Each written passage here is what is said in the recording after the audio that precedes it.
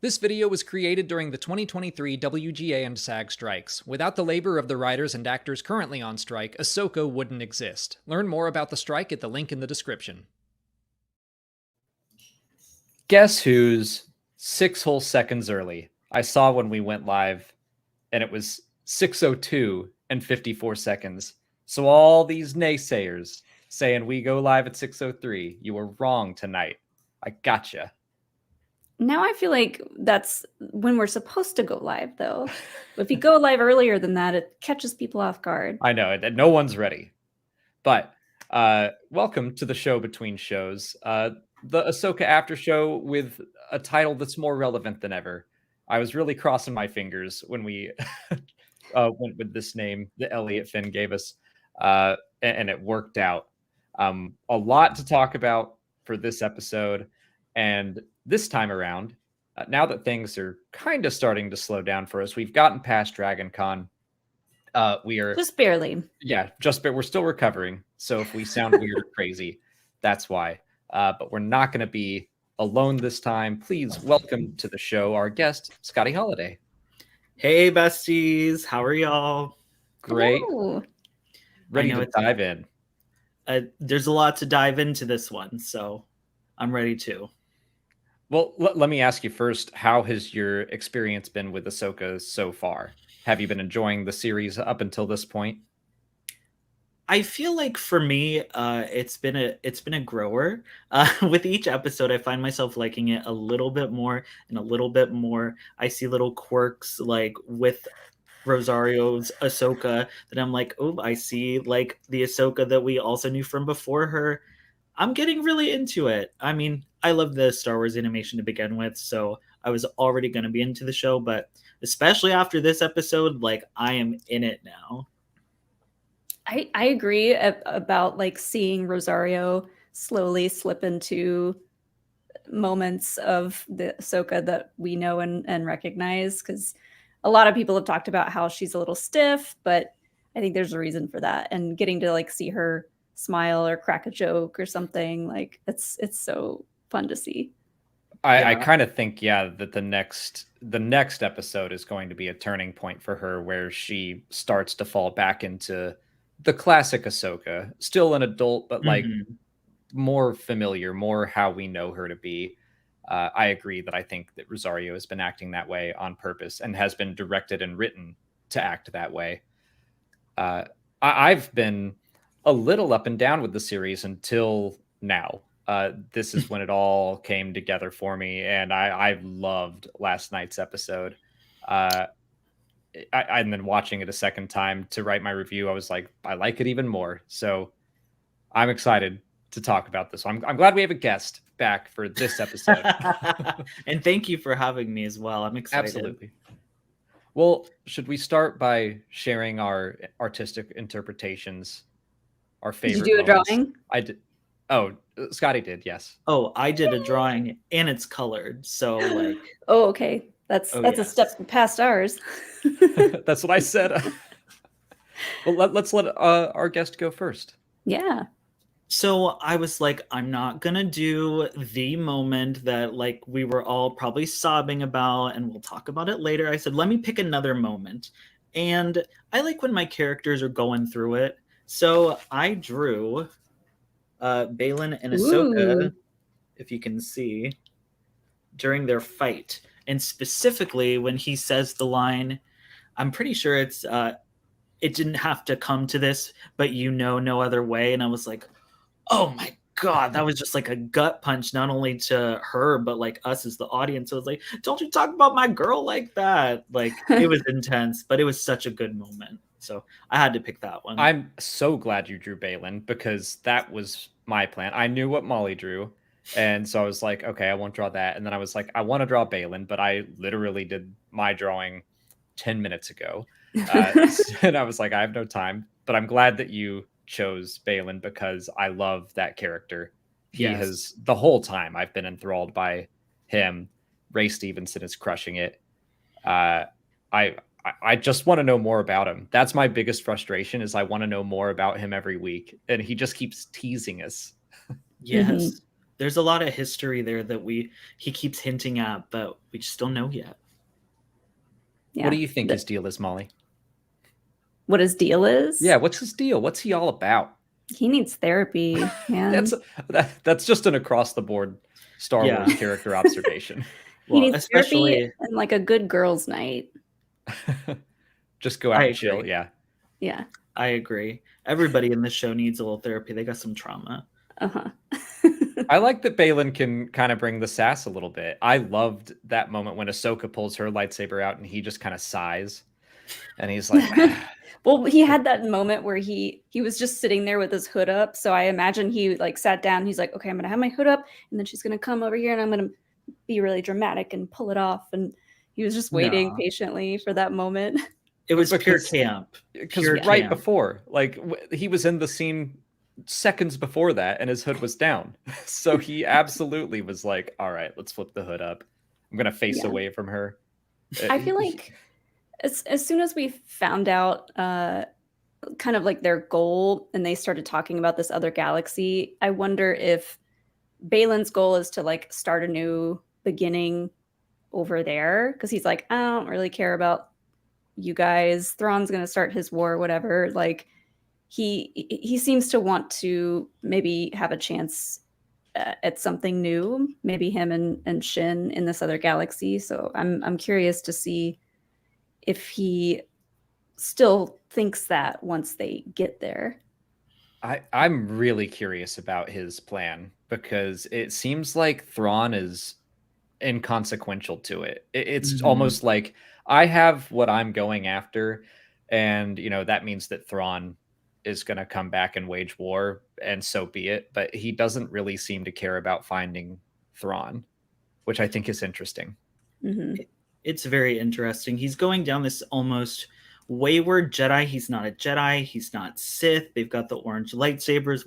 What is that all about? We still don't know. But I also agree. I feel like he's looking to start anew. And he had that line, in order to create, you must destroy. So he's definitely, maybe he thinks they can start a new Jedi Order. I don't think he wants a new Jedi Order because he talks about how he lost his faith a long time ago, but he also doesn't seem to hate the Jedi. He's I just love him. I could talk about him forever because I don't know what he wants, but Ray Stevenson just delivers his lines so well. I could watch him if it were just the Baylan show. I'd love it. Star Wars Baylan. He had great fight choreography too. Like I'm glad that you drew that moment because their fight had like such good tension. And if you compare it to like Ahsoka fighting Marok, it's like that's child's play. Like she didn't even bother taking her cloak off for that fight, which I loved. But like he holds that lightsaber like a baseball bat. Like it's huge and he swings it like one too. And so like that was intense and very scary. It's silly, but I was just like, oh yeah, Baylan uses the crossguard stance in Star Wars Jedi Survivor. It's just slower, but like terrifying the way he was knocking her around. And like, I'm sorry. No, go. I am an Ahsoka girly. Like she's my favorite, but I was kind of happy that Baylan kind of beat her down because like, just like you said, the way he swings that saber, there's so much force behind it. And I kind of wanted to see my hero, who I love, get beat down a little bit and to then rise up from the ashes. Like, that's what I want to see. But yeah, because she hasn't really been, it seems like she hasn't had a challenge so far with anyone else. Yeah. And that's, I'm sure we'll talk about Marok and how that fight went down, which I also really loved. And I laughed about it because of all the speculation surrounding him, including from me. But I was just like, once again, he was a ghost. Our friend Matt from Blue Bantha Milk just called him a walking fart. I think Brian Ward did too. Everybody's saying he makes a fart noise, and my favorite thing about it is he kind of like shimmies as he like turns into nothing. It's great. It's once again pure camp, and he just deflates. I get it. I have to go through the same thing every morning. Just gotta wake up and let your morning farts out. Not the morning farts. Oh my god. Uh, well, I'll move on to my drawing next because I feel like it's going to be the weakest of the bunch and also the one that drives the least conversation. But I am happy with what I finished very quickly. I wanted to recreate a classic video game. Yes. I would just love to see Hu Yang as part of the Punch Out franchise, and he's the final boss. But I did really like that moment where he just started. That dude is 25,000 years old, and he's just wailing on a pretty new assassin droid model. I love that. That fight was so cool to see two droids punching each other, like not shooting each other or zapping each other, like just punching each other. And like when I watched it again, just like a couple hours ago, I was concentrating on his eyes because his eyes would like go to like angry mode and like squinty mode, and it's such a nice touch to, I did to show try his to- emotion. I tried to include that. Oh, I can't do it in the. But I loved when he was like looking out in the forest and you could see the shutters opening and closing. That's such a fun little added design. I was really worried for him because he's kind of an antique at this point. So I was like, don't dent him. He's still 75% of his original parts. Let's keep it that way. He's a collector's item. Yeah, he's Honestly. very vintage. Near mint Honestly. condition, 75% new. But I loved that scene too. Just seeing him it was, I don't know. It was like not even a fist. It was almost like his arm was, I don't even know. It was great. I was so into it.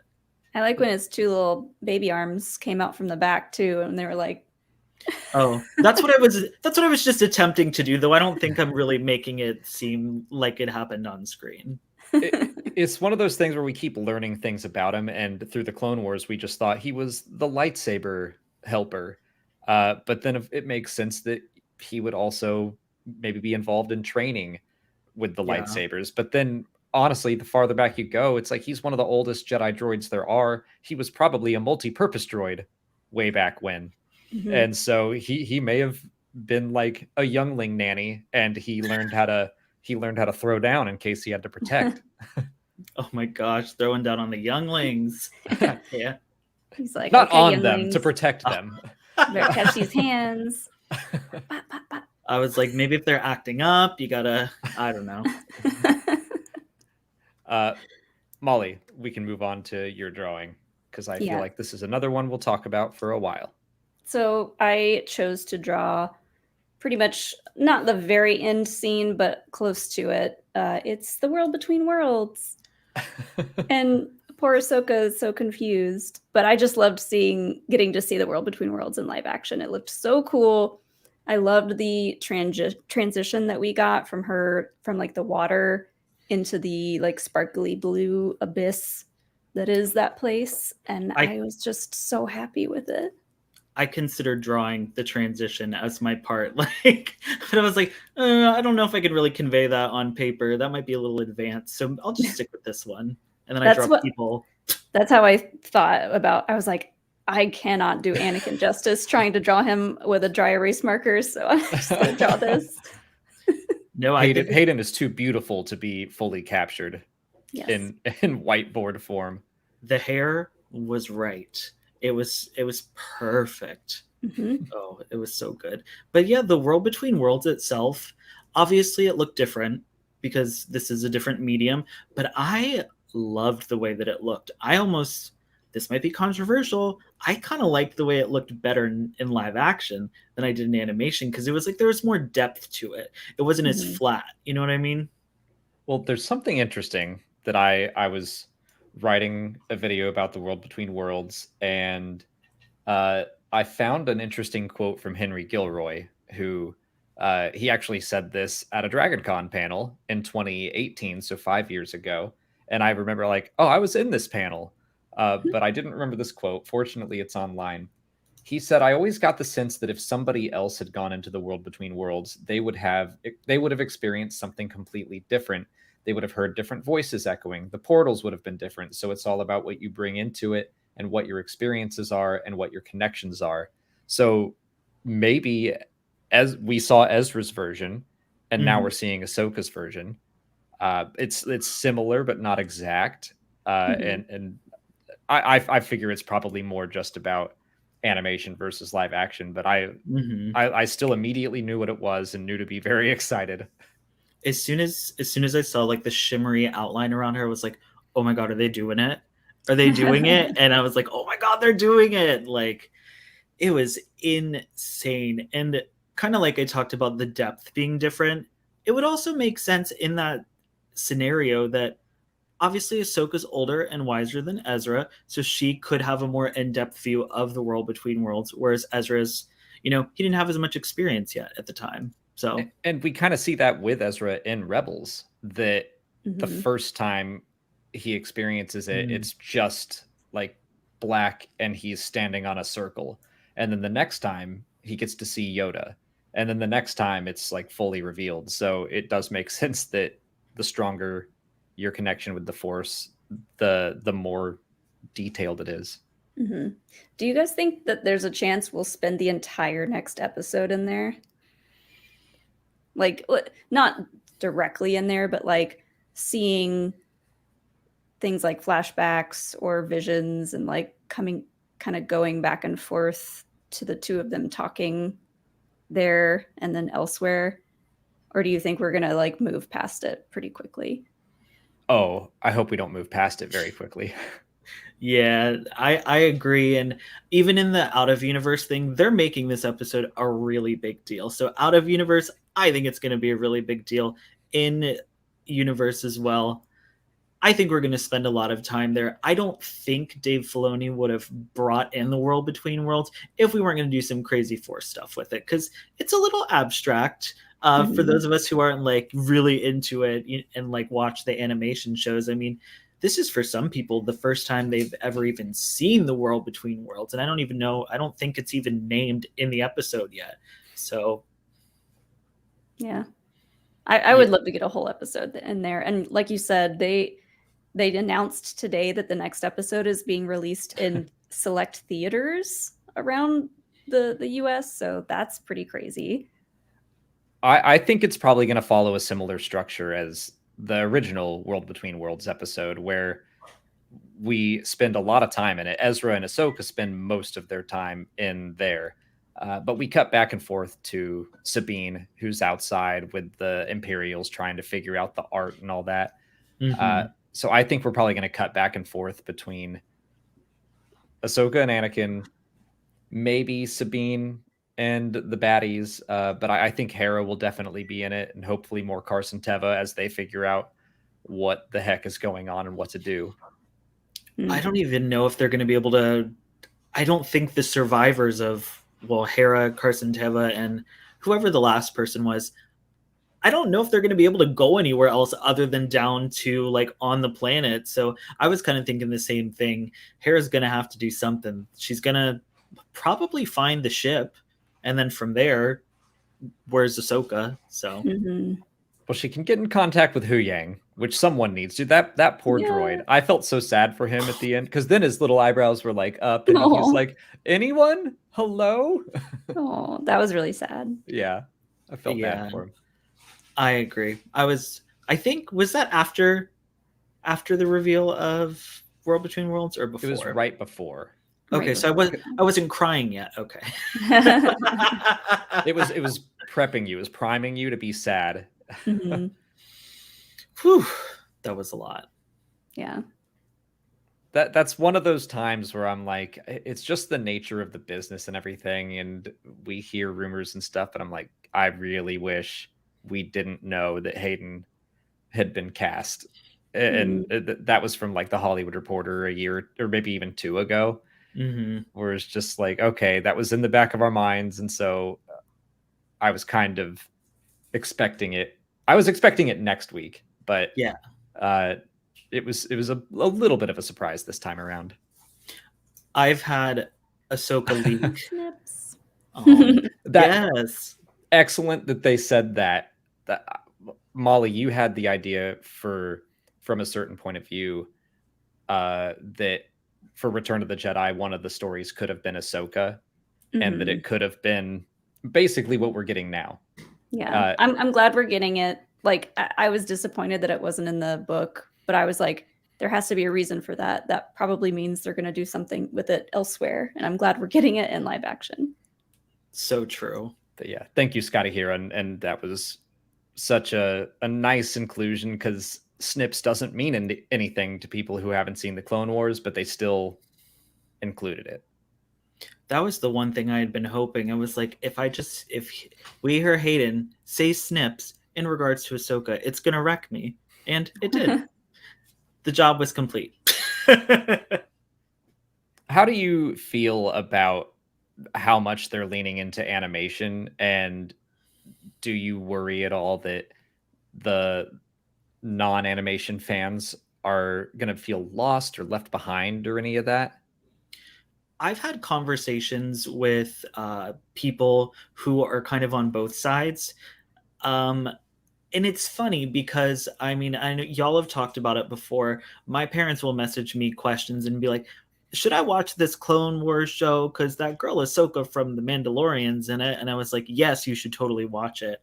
But even my stepdad, he watched like 2 seasons and then stopped. So I feel like they did a good job of setup, at least in the beginning, of who our core people were, what their motives were, what kind of person they were. I mean, we learned everything we needed to know about Sabine just in that opening scene of her. I do worry a little bit that it may be a little hard to grasp, especially, like I said, with the World Between Worlds and the super weird ethereal force plane type stuff, because that's a little nerdy. You know what I mean? Like we love it, but that's some very nerdy stuff. So it's hard to say, because like I said, I've heard some people are a little lost. Some people are fine with it. They feel like they have everything they need to know. And some are just along for the ride. And I feel like that's kind of what we all have to be at this point. And I think Dave Filoni's doing a good job so far of, like I said, conveying what is a need to know and what we already know. But I'm like, okay, yes, that makes sense that we're doing this, or that they're talking about this. So yeah, I think the people who haven't watched any of the animated stuff are more so along for the ride and probably enjoying it. And then the other people are just like the people online who are like, now wait a second. yeah, I think the majority I think the majority of people are following it pretty well. I think so too, and I agree, Scotty. I've seen people say both. I've seen some say, like, I haven't seen Rebels or the Clone Wars and I'm keeping up just fine. And I've seen some people say, I haven't seen either and I have no idea what's going on. And I wonder if that reveal, I mean, I don't think the reveal of, hey, Snips, and seeing them together on screen is going to have the same impact to people who haven't seen the Clone Wars. Mm-hmm. But I'm glad that they're not shying away from it. It's kind of nice that they're doing a series in live action for people who have watched animation. And it seems like in the past, I feel like most of the series and stories are like, let's try to make sure everyone can understand this, and then we'll sprinkle in Cobb Vanth on occasion for the diehards. But this time it kind of feels like they're leaning the other way and saying, like, this is going to be for the people who already know what's up for the most part, and we'll try to keep it welcoming for newbies. But it's interesting to see it from the other side. Agreed. I had a friend text me earlier and they were literally like, is this the Star Wars that we've been waiting for? And I was like, I think it might be. Like, it's hitting all the buttons and it's doing crazy things. And that's one thing that I've kind of missed with the live action series so far, is just the weird. So I'm glad we're getting the weird. And you said it's nerdy, but I do feel like this is a better entry point than Mortis. for people to get into, like, what's a really weird and mystical force realm. It's like, I think World Between Worlds is a little easier to swallow than to just throw a bunch of people into the deep end and say, yeah, there are force gods and they can turn into bats and owls and stuff. I mean, well, even for fans of everything Star Wars up until that episode of the Clone Wars, a lot of people are like, what is this? This came out of nowhere. Yeah. No, they were, but of course I was like, give me more of this. Like, I need more. But we might get Morai. So I mean, where's Morai? Is she safe? Is she all right? Like, so we could still get a little, just like a little tinge of the Mortis arc, but yeah, I don't think it's really going to go in depth into that. I think that'd be a bit too much. Like, here's this owl, and it's related to the daughter, and Ahsoka died, and then she was brought back to life. Well, I think it's with Morai. I have a thought about her, and I know some people have been asking about this, so we can try to address some of these questions, and I'll try to pull them up as well. But let's talk about Anakin a little bit. Is that a Force ghost? Is it Anakin from the past? Is it a false vision of some kind? What are your thoughts, Scotty? I'll bring up this first super chat. This is the first one I saw on the list that had Anakin. Thank you, Josh Mansfield. Because the world between world exists outside space and time, I did think that's Revenge of the Sith Anakin. It's his look, but that's Vader's saber he's got. He has the father in him too. Okay, I've seen a lot of people talking about the Vader saber thing, and I'm kind of on the fence about it, but I have made a little graphic so everyone can make their own judgment. So I bumped up the contrast and the levels and everything.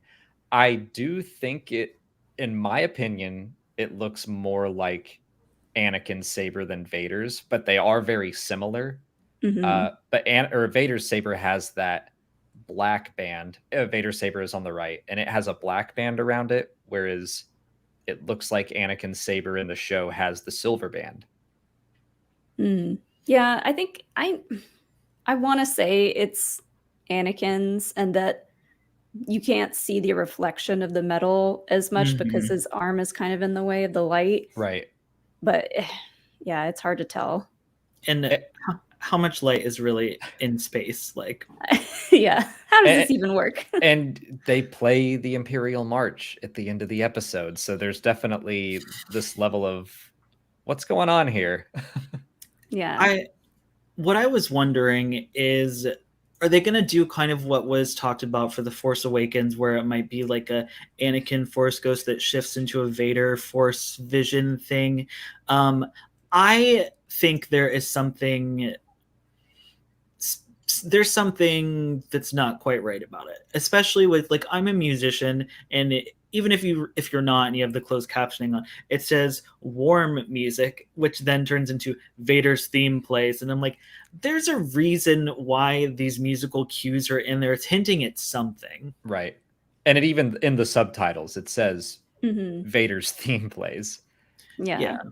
I was going to read this perfect timing from Michelle Cobb. I was so happy. Then my friend pointed out the Vader music cue, the all black outfit, and Jason's bad feeling. Is this not good, Anakin? So do we think this is a trick?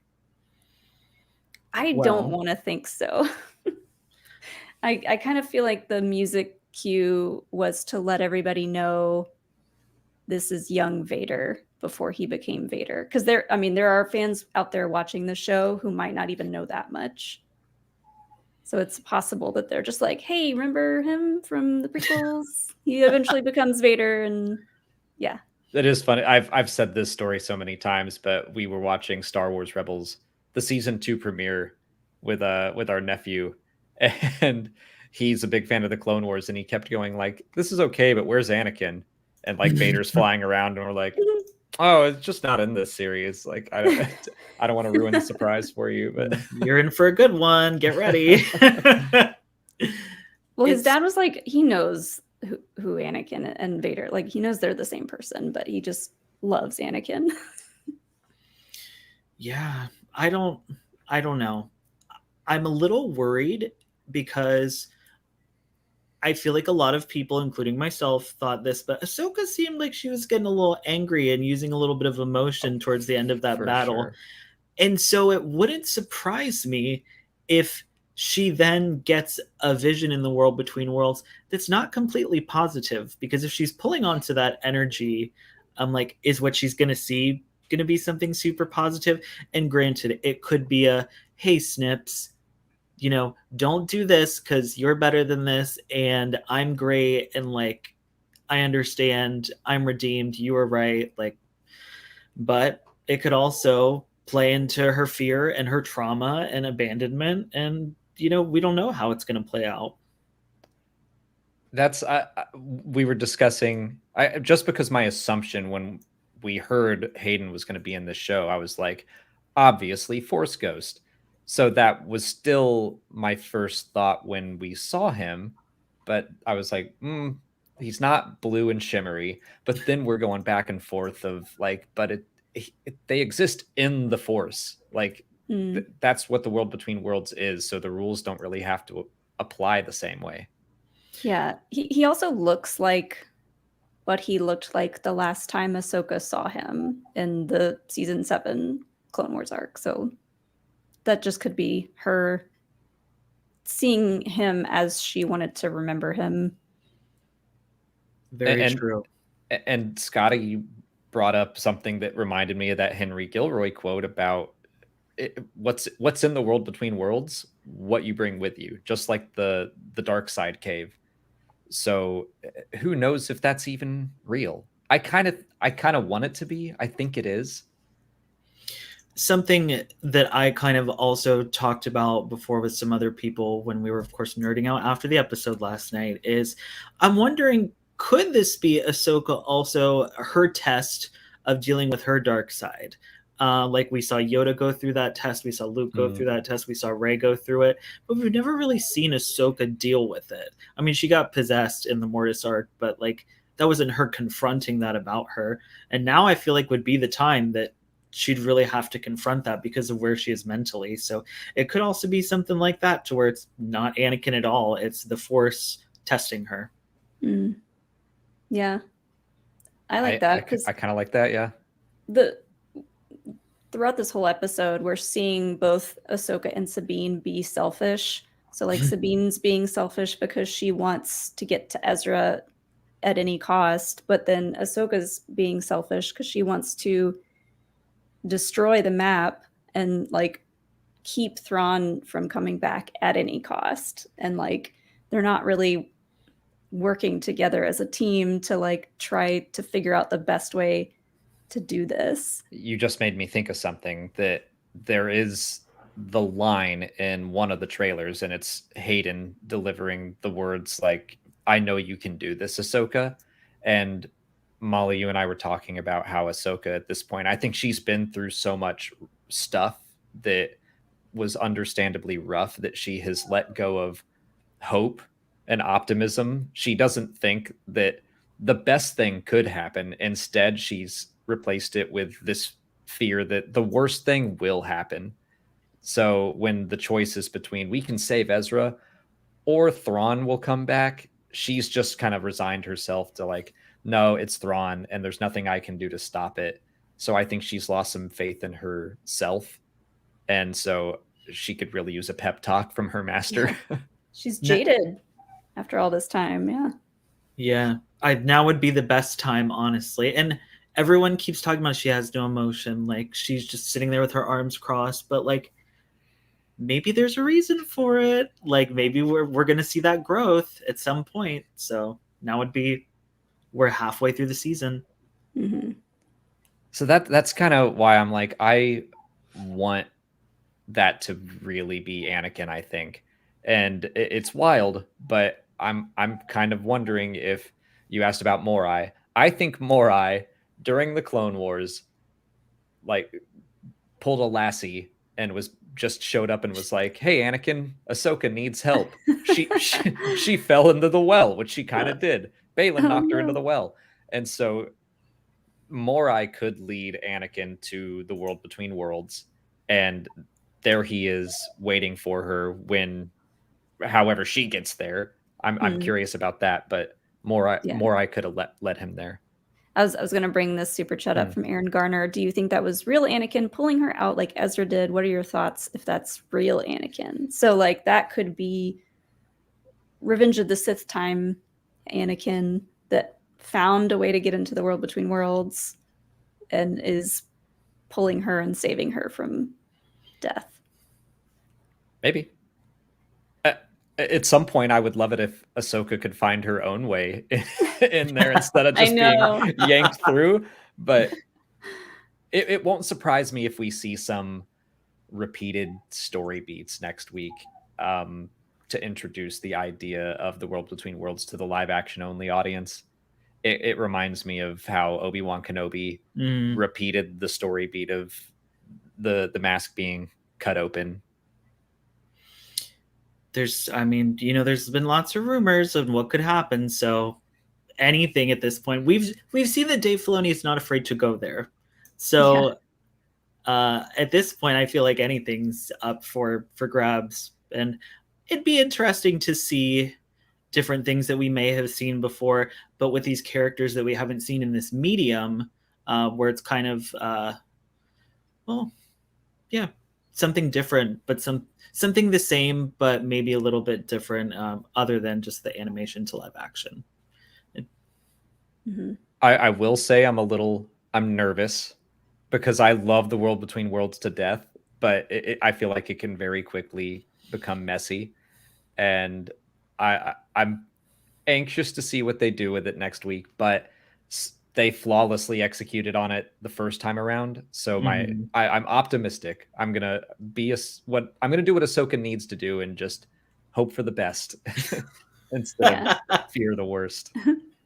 Do we have anything else to talk about for Anakin? Because I want to move on to some of the other story beats of the episode. I'm sure we'll talk about it again more, but we can move on. Yeah. Let's talk about Marok real quick. Get him out of the way. Yeah, we do need to talk about Marok. We can put him to rest finally as just Marok. It was just Marok. It reminded me, it was Snoke all over again. Except Snoke, it took 2 years for that to happen. This was like a few weeks. Yeah. Well, I'm in mourning because I really liked him. We had a loving relationship. I'm very sad to see him gone, but I'm glad he was just Marok as well. Yeah, I am too. But that was kind of my theory from the beginning, just because that seems to keep happening. But interesting that he exploded into slightly green smoke. Do we think that there's an element of Night Sister magic happening here? Because when he first popped up, people were talking about the name being connected to a story of Alex. You'll have to fill in the rest because I don't remember the details. There was like a witch and a knight. Yeah, he's an Arthurian knight that was turned into a werewolf by his wife, who was taught how to do it by the witch Morgan Le Fay. Oh, interesting. Which I think I learned through our great chat. That's yeah. I think that came up in one of our first live streams. And so I was thinking like, okay, maybe this was all along. This was like a reanimated Inquisitor that Morgan found to be her little helper. And that I was like, oh, that would explain why his armor is kind of rusted. Like he never takes it off. He never showers. Everybody's like, Marok stinks. Does anybody else notice that but me? Like, oh my god. The second, the suit was holding him together, and the second it was ruptured, it just farted out. It's so interesting. And at first watch, I didn't notice the green. I'm not gonna lie, I didn't notice the green at first. Second time I watched it, I was like, oh, there's a green tinge to that. But then also the way it almost sounds like something is escaping out of him as well, like audibly. It's not like it says anything, but it's almost kind of like a scream of a spirit or something. So I'm very much thinking there's some reanimation Night Sister stuff going on there. Yeah, people were comparing it to when Savage Opress finally dies and all the Night Sister magic kind of like floats out of him. It's not dust. It's not like smoky dust. It's just kind of like the green magic in the animated one. But it could be the same. Someone actually agrees with me in chat. I literally shot a video right before we did this that it won't come out until like Sunday. But I went off the rails and I was like, tinfoil hat time. Marok is the 8th brother, which his armor is kind of the same. And he was revived. and I'm gonna guess he's made out of dust because he was on Malachor and he was petrified by the weapon, and so he's just like this dust golem being held together by magic until he's cut apart. It's the most insane theory I've probably ever put on the channel, but I want to go crazy sometimes. I want to put a dumb theory out into the world. Let me have this. You're that hopeful that you can make your eighth brother theory work. I'm on my eighth brother BS again. I mean, like we said earlier, Dave Filoni has shown that he is not afraid to do weird things, and I could totally see him doing exactly that just because it works. And it's something we wouldn't even have to ever address again. Like, I don't think we're going to learn more about Marok. It's all this stuff that maybe Dave Filoni is like, they can connect some dots. They can have their headcanon. They can have their fun. But I don't know that I don't think Morgan next episode is going to be like, oh no, not Marok, the Inquisitor I reanimated. Yeah. All she's worried about is getting to Thrawn, and she's on her way. She's en route. So I think she's very one-track mind at this point anyway. I don't think she's going to be that concerned either. She didn't ask where he was when, Baylan, Shin, and Sabine showed up on the ship. She was just like, okay, let's go. Hit the gas. I really like the tension between Morgan and her mercenaries, where she doesn't fully respect them. They don't fully respect her. I think that there's going to be more to that because they're not after the same thing exactly. Yeah. I feel like when Morgan saw Marok and Shin go off to fight those two, she figured they wouldn't make it and she didn't care. Yeah, she was like, whatever gets me more time so I can download these coordinates and get going. And I mean, unfortunately, yeah, they're just mercenaries at the end of the day. They're already paid, probably. So she probably doesn't really care. But that also makes me worry, kind of like you're saying with the tension. I kind of want some more Morgan Elsbeth. And I'm worried that whenever we get to where we're going with this new galaxy, she might, she might die. And that'll be it. She gets there and then either they turn on her, whatever weird thing is calling to her that's probably not Thrawn. Oh, thanks, Austin. Hey, Austin. I love that. But it'll be interesting to see what happens with her as well. I want her, if she's gonna die, I want her to go full Night Sister.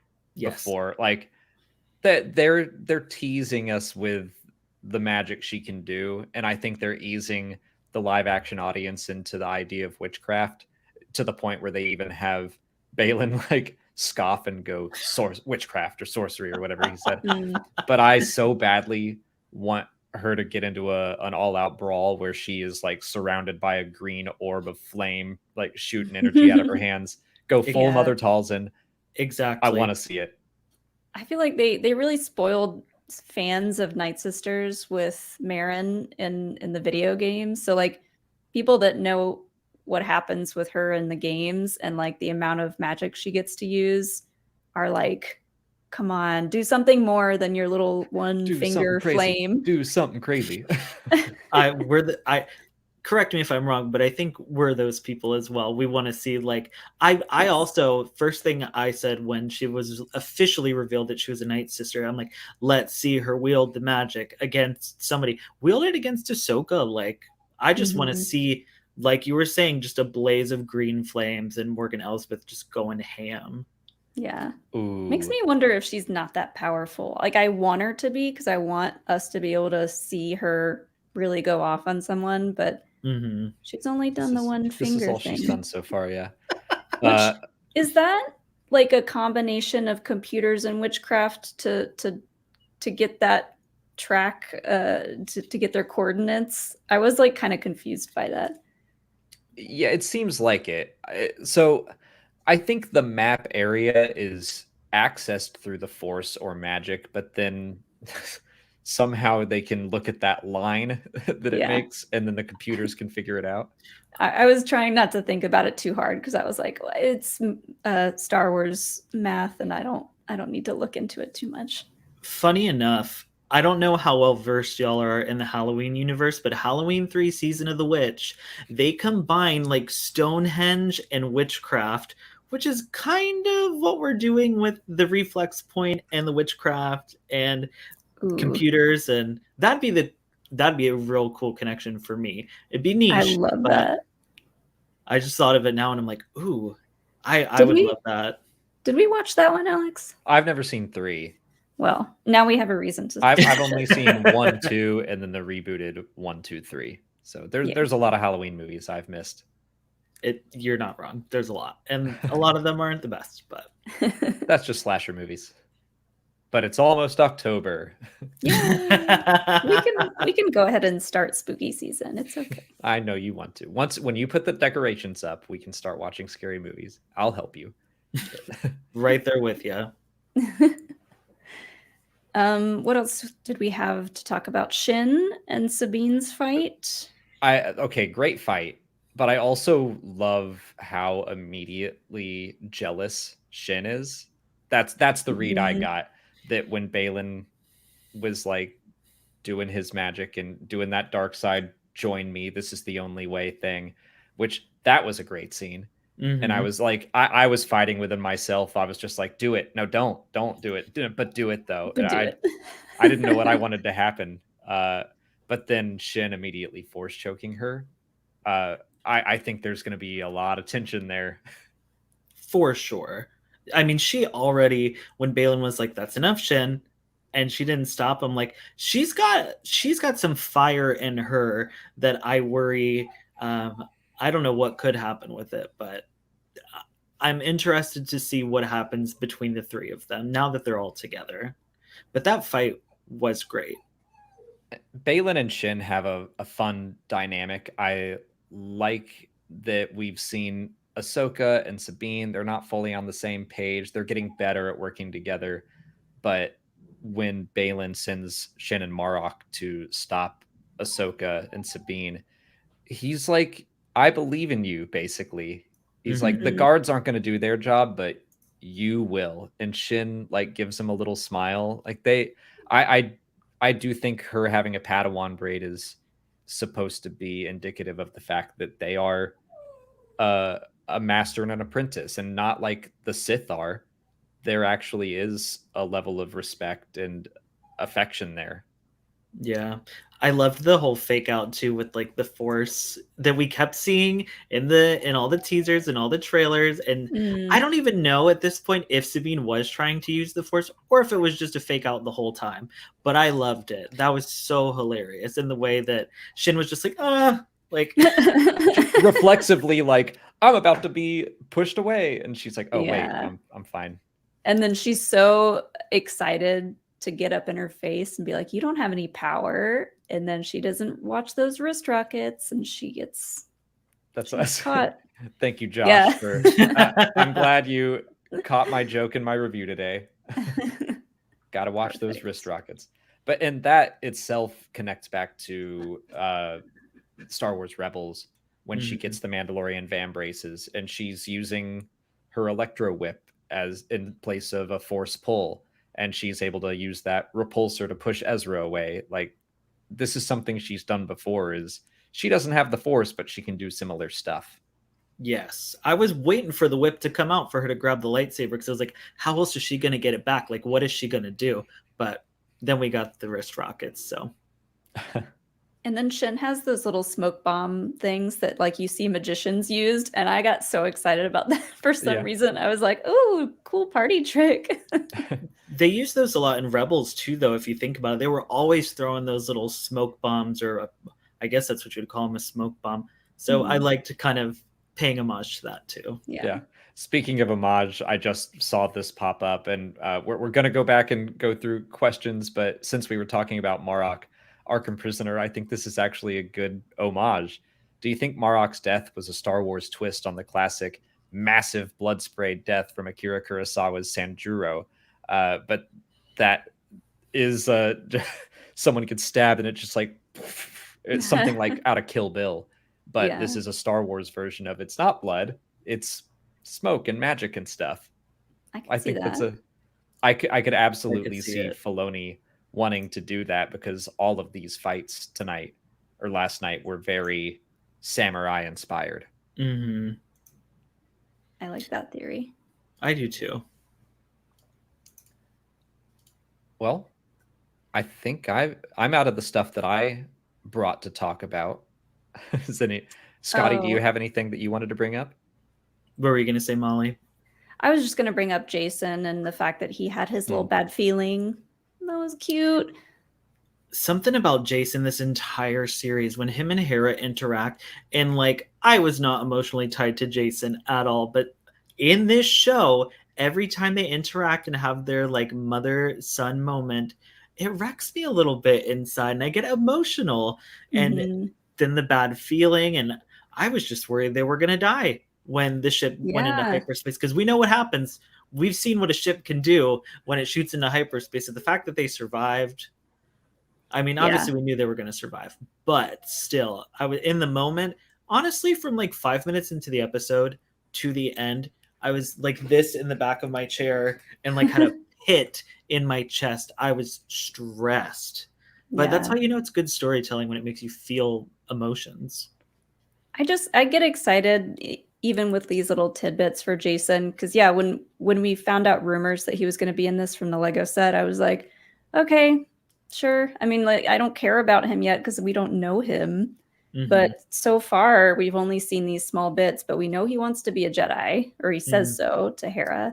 And we know he for me, like the way he said the line about the bad feeling, it made me think that he said it before and he was like, Mom, I've got that feeling again. Like it's the bad one. And she just kind of like looks really scared because she's like, oh, if he's got that bad feeling, then something bad is going down.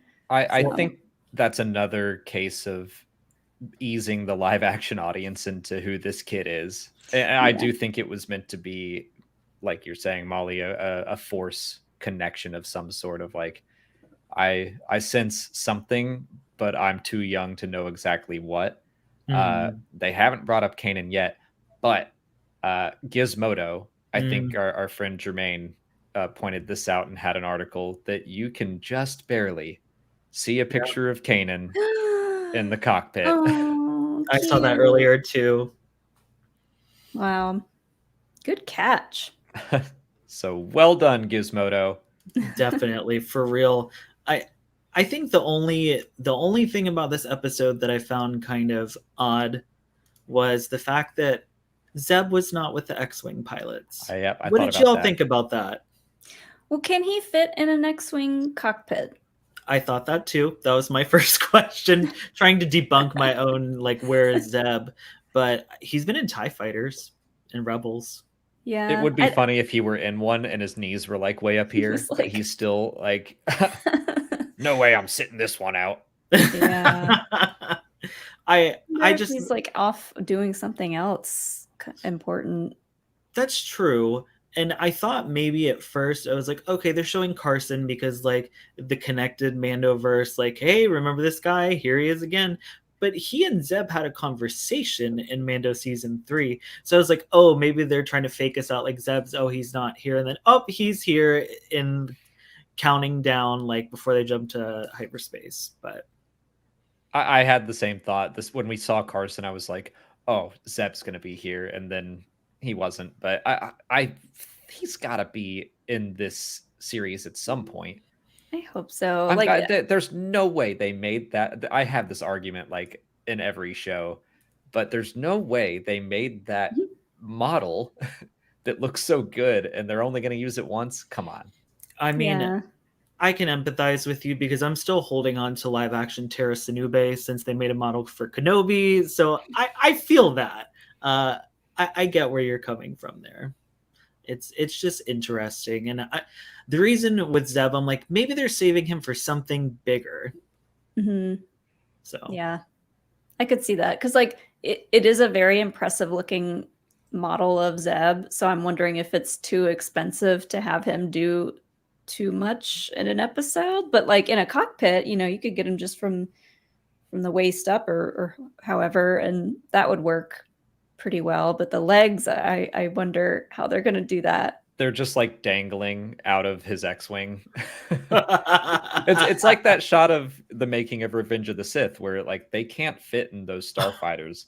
Yeah. So they're just kind of sitting there and their legs are hanging out. So or like the droids where it's like there's no way this droid really fits in the wing. So it's like, is it just the head? Like, Yeah. I love that kind of stuff. yeah, I think Zeb will be making his appearance at some point. Well, he's in the mural, so he's appeared once. No, He's in the mural, and That's he true. looks a little goofy. And even I compared it to the one from Star Wars Rebels. And he looks worse in the live action one, to the point where I think he'd be like, Sabine, what the hell? agreed. And he would not be afraid to say that at the same time. I would love to see him show up and literally have that moment like, this is what you think I look like, Sabine? Like, really? Everybody else looks normal, but you had to do me like I've never crazy. smiled once. Literally. Well, I think it's been about an hour, so I think we're going to get ready to dive into some questions and let Scotty go. But before we do, please let everyone know where they can find you. Definitely. You can find me basically on every social media site because there's so many at this point, but Yeah.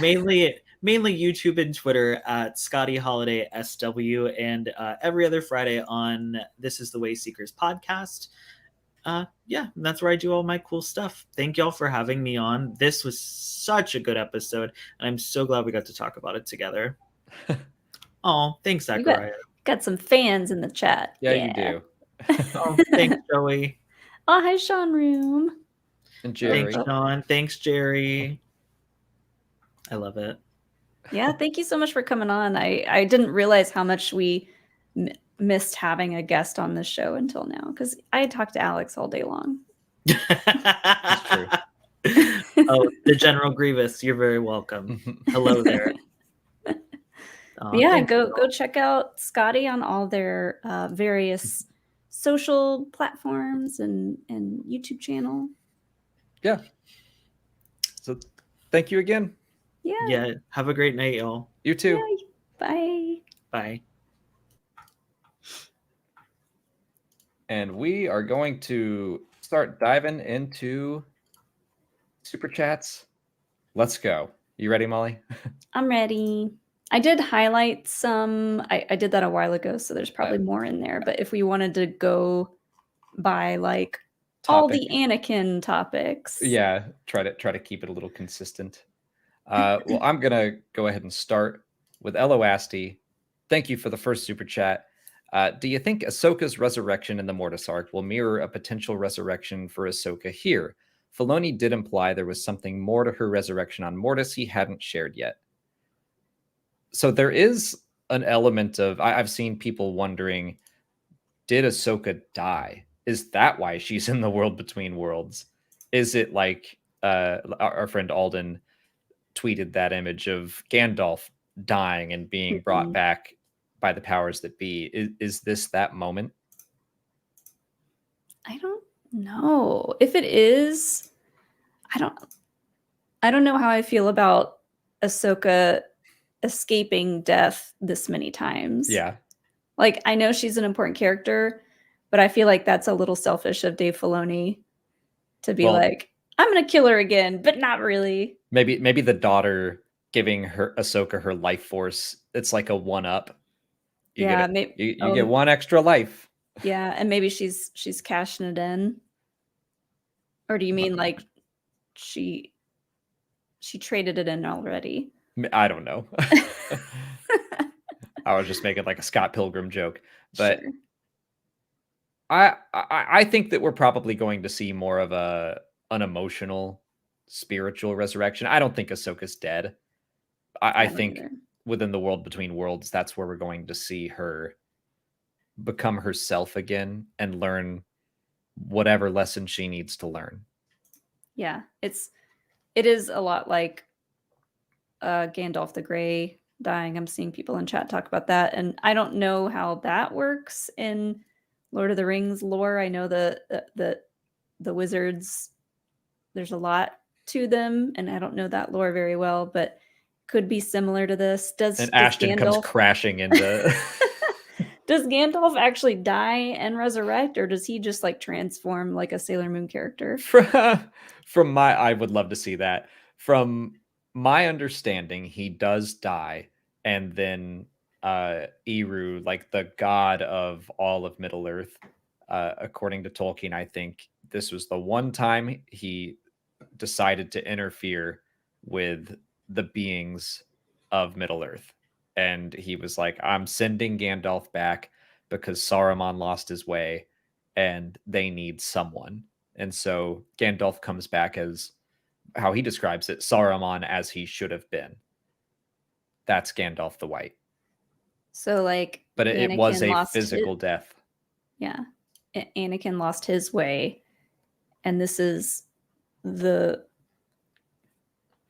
powers that be, the Force gods, who, whatever you want to call them, the Force itself is like, nope, not yet. You've got work to do. Maybe. And yeah, it's like, let's see how she got to the world between worlds in the first place. We don't know. Did she just happen to fall into the portal? Did it just happen to be at the bottom of the cliff? I don't know. If she comes out of that thing back to the real world or whatever in the white, that's going to be like really on the nose. Yeah. I mean, I think she's going to put that cloak on eventually, but yeah, I think so. I don't think her cloak will mystically change into white. I think that would be a little much.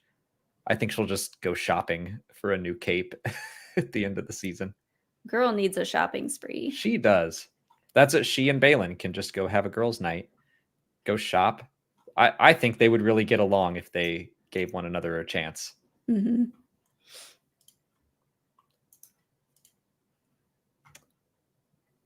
You want to get the next one? Okay. Sure. Stuart J, thank you so much for the next one. It occurs to me that Sabine technically didn't disobey Ahsoka. She said, if we can't make the journey to find Ezra, then no one should. Sabine made the journey to find Ezra. That's some real, from a certain point of view, logic you're using right there. That's a good workaround to that theory. I could see Sabine saying that. Right. That's a very Sabine thing to say, and be like, well, I mean, technically you said this. But it's also like, you know what she meant, Sabine, and you know you were disobeying her, really. And she's like, did anybody die? And Ahsoka's like, I did. Yeah. I died. Just like Gandalf, I died and I lived 1,000 lifetimes. Eloasti, thank you for another one. Hu Yang has got hands. Were you proud / surprised to see him boxing and holding his own like that? I absolutely was. I was so proud of him. Those little boxing hands. That's so great. Dean the Machine. Pardon, but where the frack was Sabine's jetpack? Good question. Was it? I don't know. Does she? I remember Tia Sakar in Rebels. She would like complain about how Sabine didn't have a jetpack, and then when she finally got one, she was really excited. And now she's lost it again. Yeah, I don't know.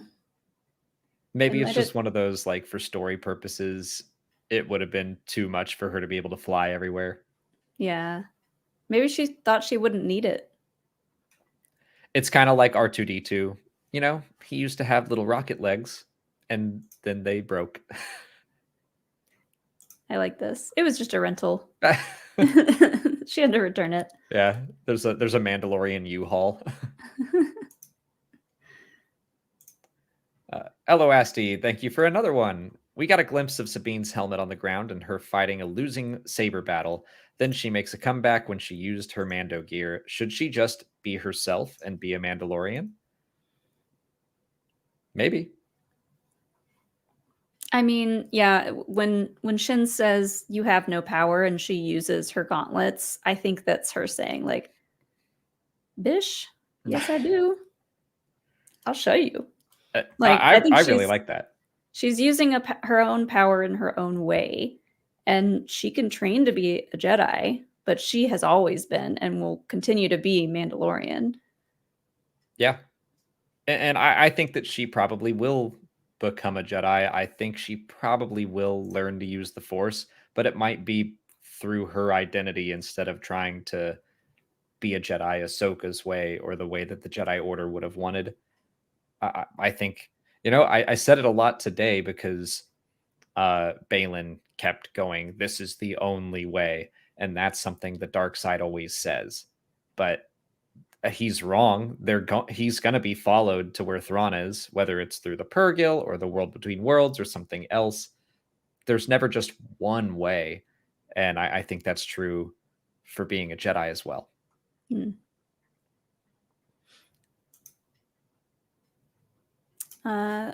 Which one? This one? Yeah. This next. Okay. KL, thank you for the next one. Sabine's helmet is lit in red during the intros. I wonder if she takes a darker personal journey than expected, given what happened this episode. Well, I think she already is. I was not expecting her to be with the baddie. Not captured, but she was restrained. So she is willingly going with the bad guys to an extent. See, I never know what to think about the colors on the helmets before these episodes, because it seems like very inconsequential, and like you could say, so Marok's helmet was blue in this one, but then you could say, oh, if that was a reanimated corpse, maybe he was good. But then you could say he was an Inquisitor, so I don't know.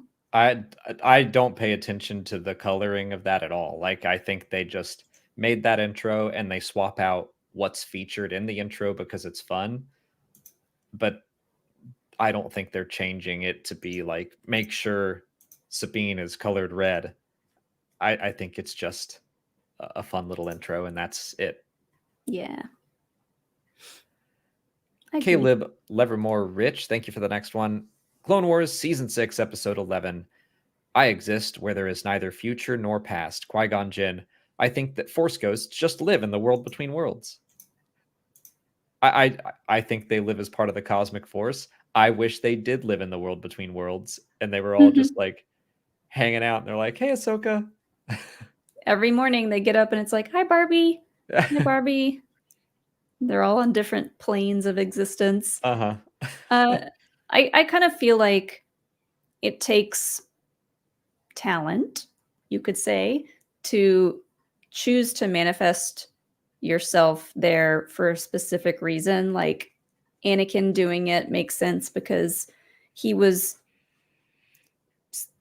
going to be chosen to keep watch of the Mortis gods, and they were like, oh, he's the only one powerful enough to do this. So I don't know. I feel like Anakin is special in the way that he can bebop around wherever he wants. Just bebopping around. I don't know. Yeah, I don't know that it's going to get explained, but that's my headcanon, is just that if he could potentially be in charge of the Mortis gods, he can hang out in the world between worlds however he likes. I do think he gets a bit of a pass. Everyone still has the question of why does he get to be a Force ghost? He didn't go through the training, and the new From a Certain Point of View book addresses that a little bit, and I in a way that it's not fully explained, but I do think him being the chosen one, it certainly doesn't hurt. So I think he can bebop around. But I also kind of think that I'm leaning towards that really is a living, breathing Anakin. And I just because I think the most tragic possible thing to happen to Ahsoka is for her to want to tell Anakin, warn him what's going to happen, but she either decides not to or something stops her, because I don't think you can change what happened in the world between worlds, but just the fact that she would have that knowledge and there's nothing you can do about it because that's Anakin's destiny. That would hurt so bad. And I feel like Filoni might do that. I just keep thinking back to Twilight of the Apprentice, but because I feel like Vader would have had a different reaction to seeing Ahsoka in that episode had he gone back and done all this at that point. But it could also be explained away and just say that Vader was playing along. Playing along with what? Just the idea that he thought she was dead. Oh, right. Yeah. Yeah, you did bring that up. And that is the problem area in my theory is that he definitely seemed surprised. Well, the apprentice lives. It's like, well, you had a conversation with her, but okay. When he went to Mortis, the father just like booped him and wiped his memory so he would forget everything. So maybe that happens again. On his way out of the world between worlds, he's going to trip and fall and forget everything. Or Morai will do it. Morai could just... Morai's like, I found a plot hole. Boop. Oh, that'd be interesting if Ahsoka warns him or something. And Morai's like, you can't dip. Boop. It's like the Men in Black red light. It's if you keep doing this to Anakin, you're gonna really hurt him. Yeah. Miranda here, thank you so much for the very generous super chat. Oh, wow. And here we go. I couldn't help but wonder if there's a visual, if not literal, parallel between Ahsoka's fall and the slow transition from water to the world between worlds, as we had with Rey falling, and then seeing the cosmos and hearing voices of the Jedi in 9. And I see another one from you that seems connected, so thank you. I also wonder if the world between worlds is literally the netherworld of the Force, and the end of Rebels was Palpatine trying to do what only Yoda, Qui-Gon, and Ben had done. Everyone go read Mike Chin's story from Return of the Jedi FactPov 2. Thanks, Alex and Mollie. Yeah, that story is I really haven't good. gotten there yet. It's like one of the last ones. So yeah, that's going to take me a minute. I don't see the world between worlds as like the netherworld of the Force. I don't. Netherworld just sounds like a scary connotation, like it's hell. But we also live next to or Georgia has Netherworld haunted house, which is very scary. So maybe that's what I'm thinking of. Yeah, I kind of feel like it's wherever the wills are. Netherworld is the underworld of the dead / hell. So yeah, I don't think it's Force hell. But I do think it's connected to the cosmic force, which I think is connected to Force afterlife. Like that's when you die and you become one with the Force, you're becoming one with the cosmic force. So I think I see what you're saying there. Yeah. It kind of hurts my brain when I think about it too much. That's why I filmed a video today about the world between worlds that should come out probably in 2 days, but with all the time travel talk and stuff, I made a joke where my nose starts bleeding, and because it quickly gets away from you. It's a lot to wrap your head around, and honestly, anytime that happens in any show or movie that I'm watching, I'm just gonna like keep everything very surface level unless I have to go deeper with it, or else it just gives me a headache.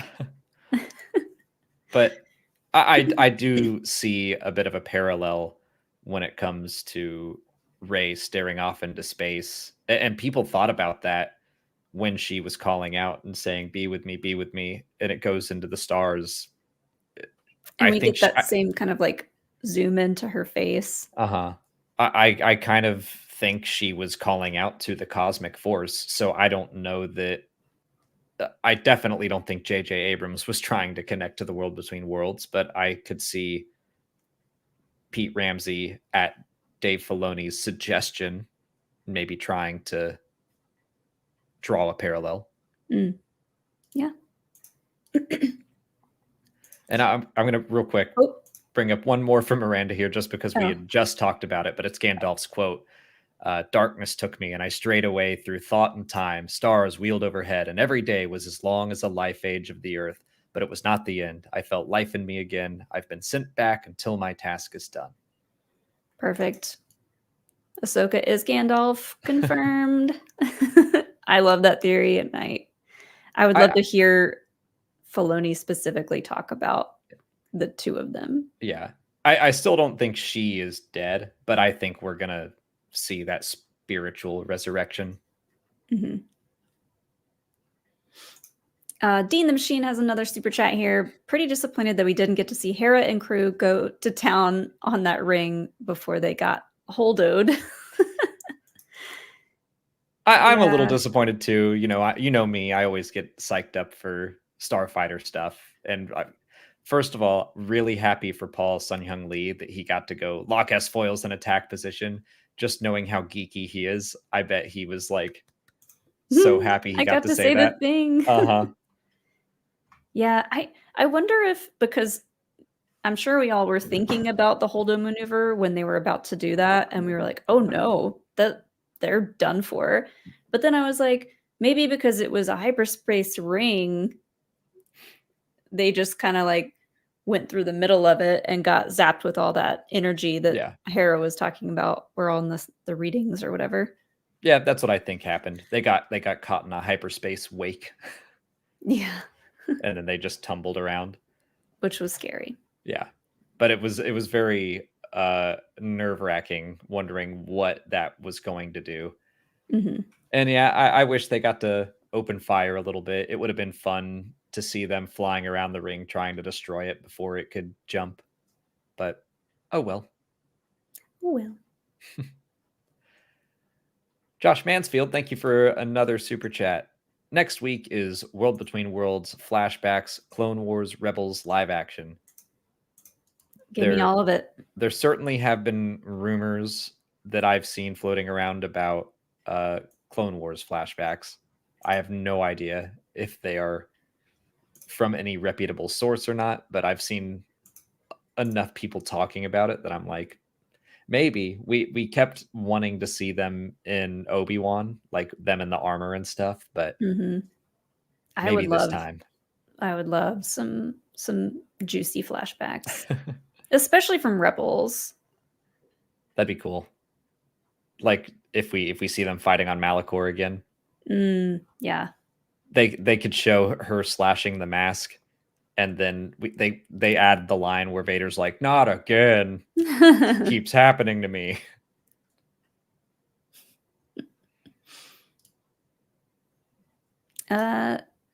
Another super chat from Stuart J. Quote, how inevitable. Quote, that was unwise. Quote, it didn't need to come to this. Balin says so much with so little. R.I.P. Ray Stevenson. It's true. His one-liners are really on point. I don't know why I got so attached to this, but his sigh and his how inevitable, and he takes his lightsaber off and he looks so disappointed. And like he said back in episode 2, that to kill her would be a shame. Like, he doesn't want to fight. I think he would welcome her on whatever journey he's going. Maybe if he opened up about his goals, Ahsoka would listen, but she just wants to stop Thrawn, which is understandable. Yeah. I also really like his line where he says, you have to destroy in order to create, because it's like, we're supposed to believe that he isn't like fully Sith right now. He's like hovering towards the dark side, but that sentence is very what Palpatine was telling Anakin, like about Padme and stuff. Like you have to do what I say and destroy the Jedi Order, and then and destroy in order to keep or create life. Yeah, you got to go full on dark side to get. I mean, it's the same thing of like, this is the only way, Anakin, and it's always a lie. The all or nothing attitude is, it's got to go, Balin. It's really got to go.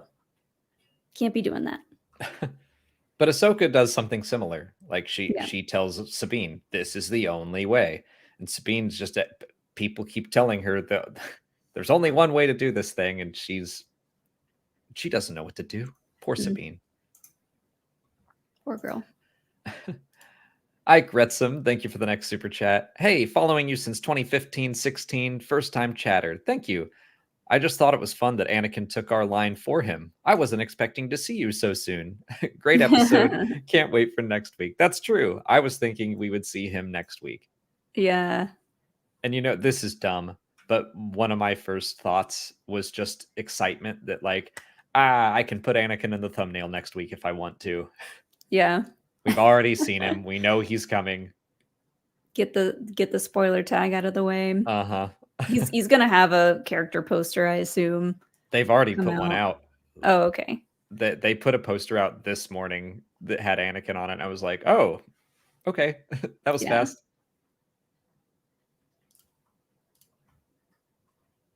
That line too is kind of like, what does he mean by that line? Because that makes it seem like she's dead. To me, it sounds like Morai or someone led him to the world between worlds, and then he may have just left her. Oh yeah, I see that. Like he gets dropped into this place, and someone basically tells him, "You need to help Ahsoka. She'll be here soon," and then she appears.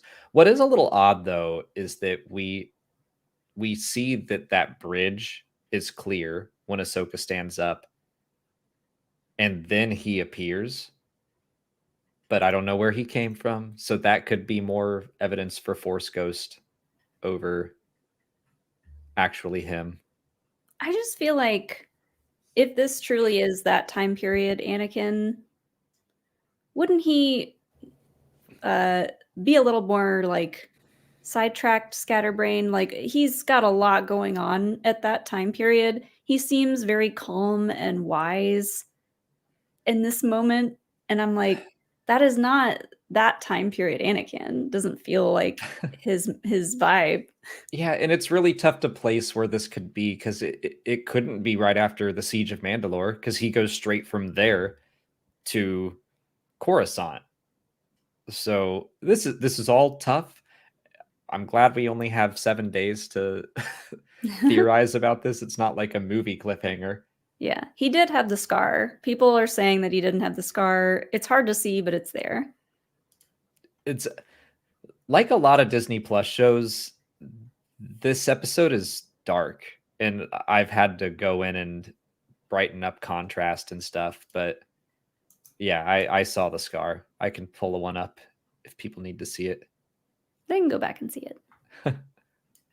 Okay. Ron Anderson, incredible episode. Is it likely we'll get a full Clone Wars flashback that Ahsoka can watch in the World Between Worlds? Could we see Rex and Ewan's Obi-Wan? Yeah, if we get a flashback from in live action, I do hope we see Rex and get live action Tamir Morrison to come back. And Ewan McGregor would be great too. Yeah, if they got Hayden, I think they could have gotten Ewan. It may have been something that they filmed alongside Obi-Wan Kenobi. I think Tim would definitely be down to play Rex. I'm tempering my expectations. Right now, I'm going to be like, if we get a Clone Wars flashback, it'll just be Ahsoka and Anakin, since they already have Hayden. But, the more they throw at me, the more excited I'll be. Yeah. But for now, I'm just gonna wait. I don't want to chill. I don't want to dive in too deep. Right. Real quick, Darth Patty, thanks for joining the Biggs Mega Fans. Thank you, Darth Patty. Aaron Garner has another question. Thank you. Do you think that was real Anakin pulling her out like Ezra? Oh, did we do this one? Oh yeah, we did. Yeah. I didn't unstar it. Dean the Machine, thanks for the next question. Why isn't Luke helping Ahsoka stop Thrawn? I wonder who knows about Thrawn. Like maybe Ahsoka is keeping this as a personal mission, it sounds like the rest of the New Republic isn't taking things seriously. We also don't know when exactly the Book of Boba Fett takes place in relation to this. I assume it was before the Ahsoka series, but like maybe Ahsoka goes there at the end of the series to be like, hello, Luke, we have a problem. Yeah. I just figure Luke's no help. Luke would just get in the way at this point. I think he's probably focused on being a Jedi, but I also don't think that he will sit the whole fight out. I think as we build up to the movie, I can't imagine we've seen the last of Luke Skywalker. Right. Agreed. But for now, he might just not know. Sorry. Learn with Kian has the next super chat. I believe that when he said, I didn't expect to see you so soon, it could be Anakin shortly after Ahsoka goes to Mandalore as he is in Revenge of the Sith robes. But it doesn't. He goes straight from Mandalore to Coruscant. Does he? We don't know. I don't know. Yeah, like I don't have a good answer for any of that yet. It's a good theory. We've touched on it a lot already, but I'm sure we'll get more messages about it as we go through these. Pedro Tenor, thank you for the next one. The ending looked a lot like the Two Towers scene where Gandalf explains how he came back and became Gandalf the White. Looks like Ahsoka the White is coming. From before this series began, I figured it was going to be about her journey from Ahsoka the Grey to Ahsoka the White. So I don't know when she's going to put the white robe on. I'm going to expect it'll be closer to the end of the series, but I absolutely think that's coming. Yeah.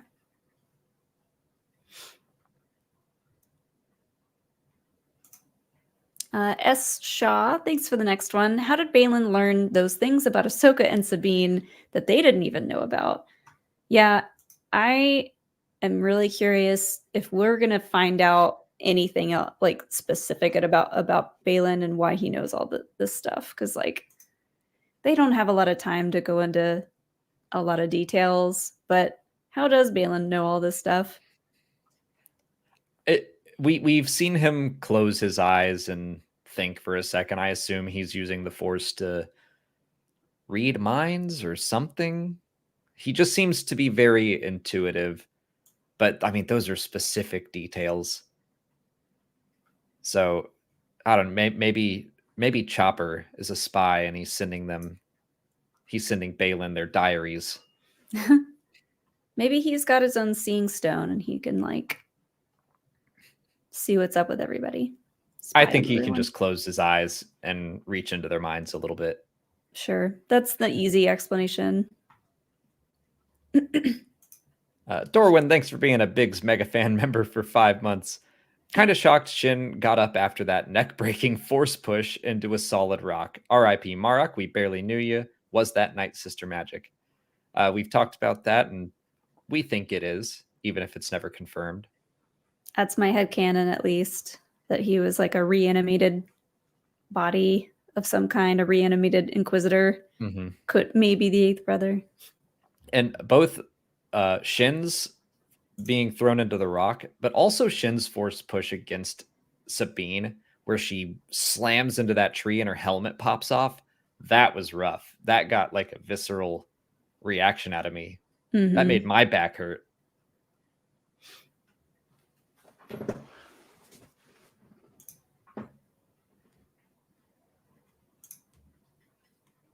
Are you gonna do the next one?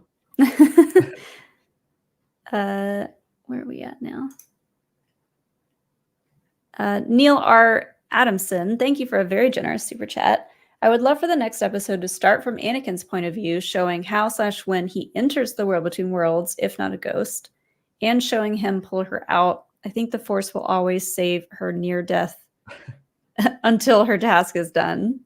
Parentheses Gandalf. Yeah. It reminds me of I immediately thought of The Nice Guys, that movie with Ryan Gosling, where he's like a drunk detective, and at one point he's like, I've been through too much crazy stuff. I think I'm invincible. I don't think I can die. And he just like walks out into a gunfight. Yeah. That's where Ahsoka's gonna be at some point. Oh my god, we gotta clip that out and like make a meme out of that. I would love to get Anakin's point of view too. I think that's a really good point. I want to know how he got there. I want to know how she got there. So, and that would answer both questions. Yeah. YHC Tower, hey, good to see you at DragonCon, which thank you for being a Biggs Mega fan member. Who knew Marok was actually the smoke monster from Lost? Good seeing you at DragonCon. Congrats on the trivia win. Thank you. That's my third DragonCon trivia win this past weekend. And Mollie competed. You were in the top 5. I was. I got so many questions that I didn't know. And I hate and that. You got the right answer. I guess I should say there were so many other contestants that got questions that I did know. And then when it came back around to me, I was like, that's how it goes sometimes. I think you got the hard ones. That's why that trivia can either be really fun or really frustrating. But mostly fun. 12cat98865. Thank you for the next super chat. I noticed while watching the episode, Anakin has his lightsaber on his belt. Does add more evidence to the idea that this is Anakin from the past. Again, we've covered this a lot, but if you want to bring up that picture again, we can talk about the lightsaber and which one it is. Well, this one, 12cat agrees that I think it's his lightsaber and not Vader's lightsaber. I do too. That's it. That's it. But yeah, I mean, I keep going back and forth on whether it's living, breathing Anakin or Force Ghost Anakin. But yeah, having a lightsaber seems like something a Force Ghost wouldn't need. Mm-hmm. What does Yoda say about weapons you will not need? Yeah, when he's going into the dark side cave. Yeah. He takes it anyways. I am the bin dude. Thank you for the next one. When they revealed Carson among the pilots escorting the Ghost, thought for sure Zeb would be in one of the other X-Wings given their scene together. So did I. Bummed that he wasn't there, but we did talk about the potential that he couldn't fit in an X-Wing cockpit. That's never stopped Star Wars before, though. Yeah. But he'll be back later. Lucas Blanco, thank you for the next one. Killed Tristan, Ursa, and Ulrich in a sentence. Yeah, that hurt me when he said that Sabine's family was all dead. I was like, I kind of thought that would be the case. I was afraid that would be the case. I was kind of expecting it, but to hear it said, that did hurt. Yeah. I mean, that gives more of a reason for Sabine to be this desperate to get to Ezra, knowing that the rest of her family's gone. And that leads in well to Miranda here's super chat. Thank you. Also, last family she has left. What about Hera? And Jason. So this is one of those times where I think the villain said something, but that doesn't necessarily make it true. The villain is not monologuing in order to give us information for Wikipedia. He is talking to get Sabine to do what he wants. He's feeding into her insecurities, and she's insecure because she probably feels like, oh, Hera has a real son now, and she's a general, and she's working with the New Republic, and Jason wants to, be a Jedi one day. Like, she's insecure about losing them because they're off doing so many other things. And like Baylan is feeding into that for her. Mm-hmm. But just because he says you think Ezra's the only family you have left, that doesn't mean necessarily that's truly how she feels, but it's still something that's going to hurt and affect her, and it does. So I don't read that as Sabine. Sabine doesn't consider Hera family anymore. I mean, Jason called her Auntie Sabine at one point, so I think they're still family. Yeah.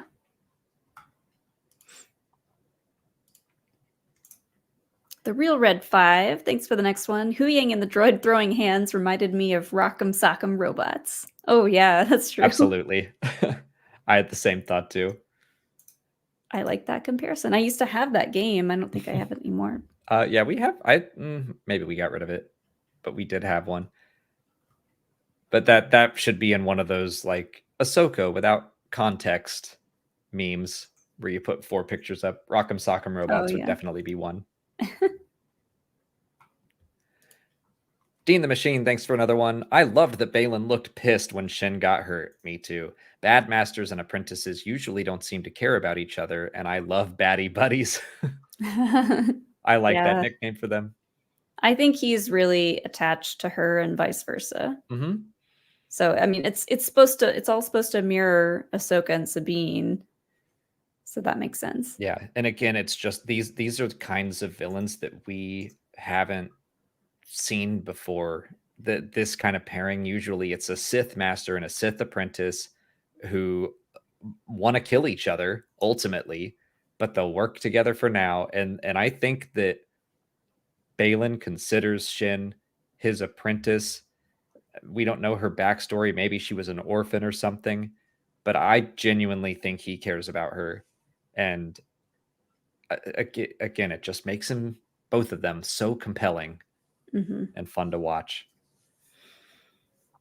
I'm gonna take a potty break real quick. I want you to be here for this one just because I think it's funny. The next one, and then I'll let you go because this is funny. Krasis, thank you. Says that droid says we will have the coordinates in moments. Very imprecise for a droid.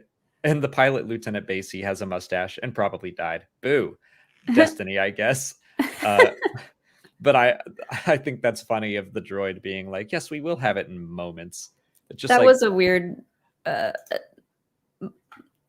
do you call it? Delivery, measure of time for a droid to say. I think, we've seen droids be sassy before. And I think that droid was just having no more of Morgan. He's like, Morgan's been asking that droid the same question for like half an hour. When it's done, I have a lot going on here. I'm trying to calculate coordinates based off of a map that's down on the ground. And are we there yet? Yeah. Morgan, I will turn this hyperdrive ring around. Perfect. Okay, we riffed a bit. You can go. Okay. Would you like a beverage? Yes, please. Okay. Dave McHugh, thank you for the next one. Do you think Ahsoka will catch up to Sabine via the World Between Worlds, or will she return from the World Between Worlds to the ocean to be rescued by Hera and Huyang? I think the latter. I think either works just as well.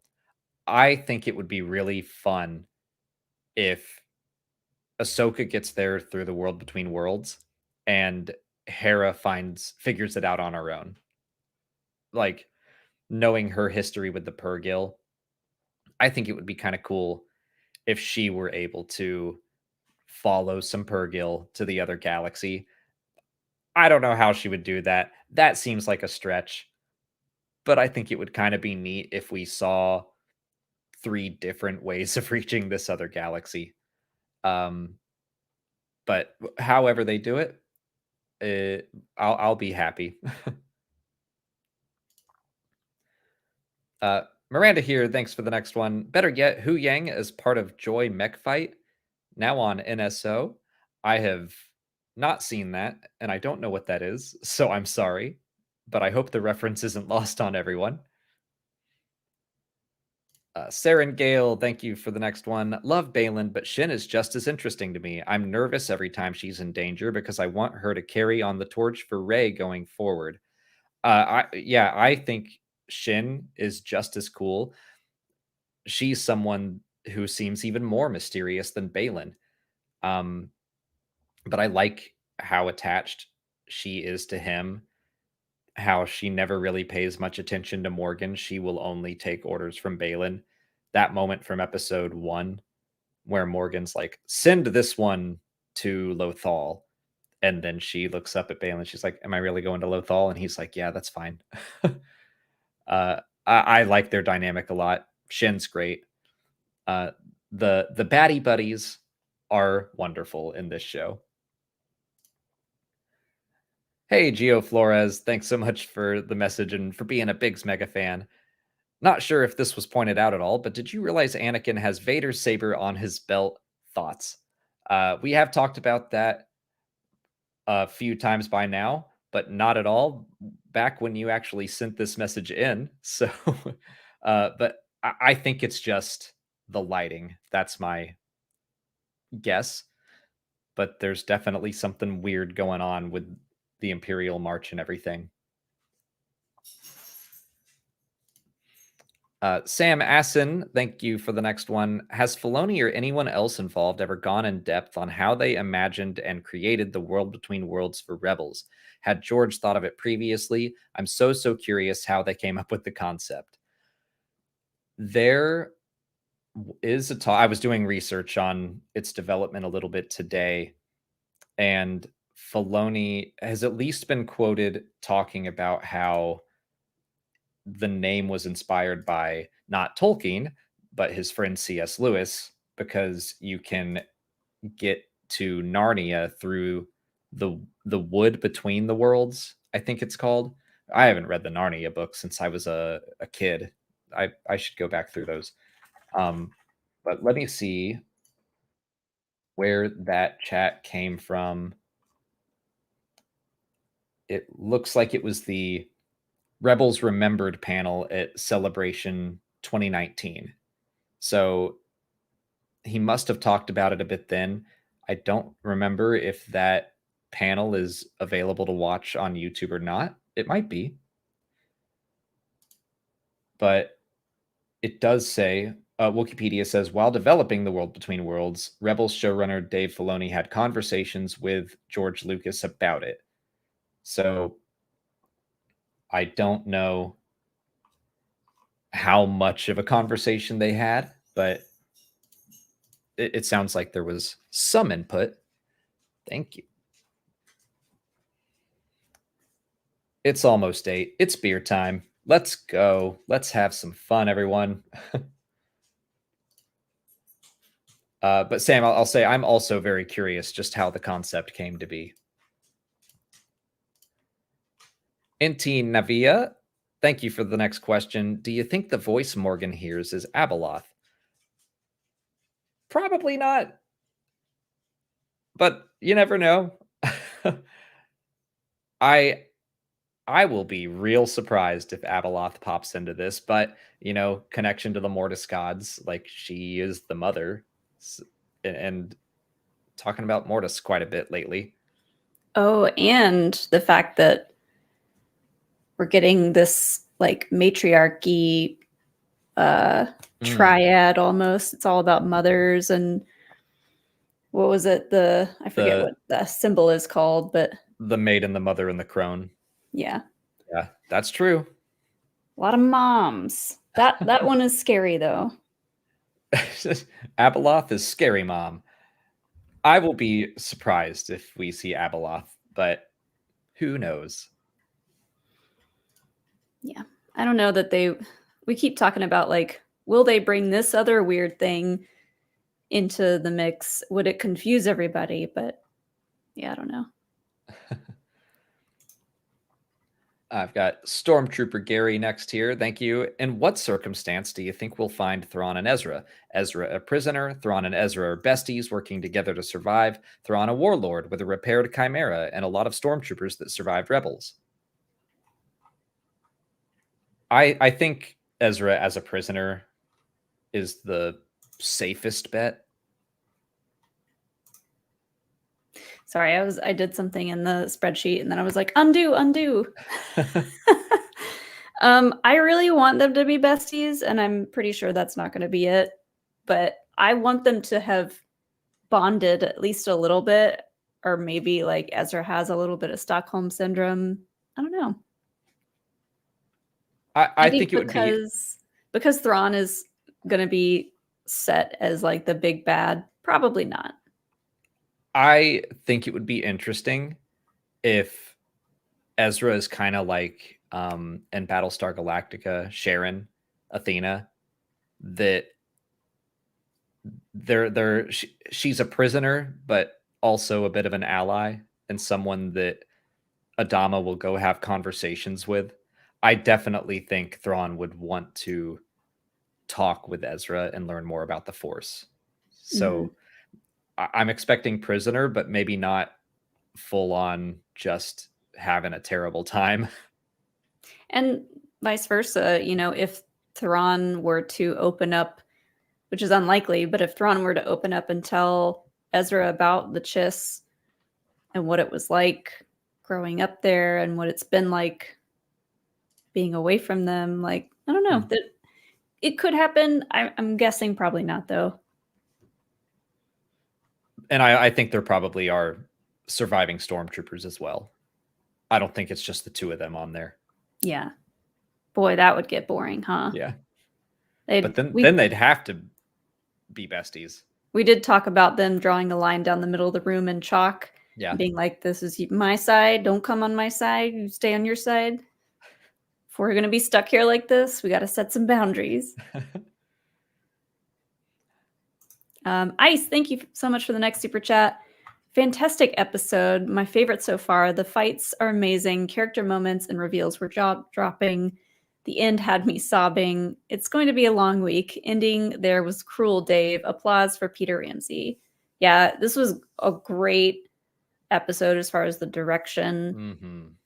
I'm kind of glad we got the reveal. Again, I know you are because you get to use Anakin in the thumbnail next week. I'm glad for reasons beyond that. Yeah. I agree. It was my favorite episode. And even before the last scene, I was like, they knocked this out of the park. I really liked it. And then on top of that, we got the bombshell ending. But I thought that this was just so well directed.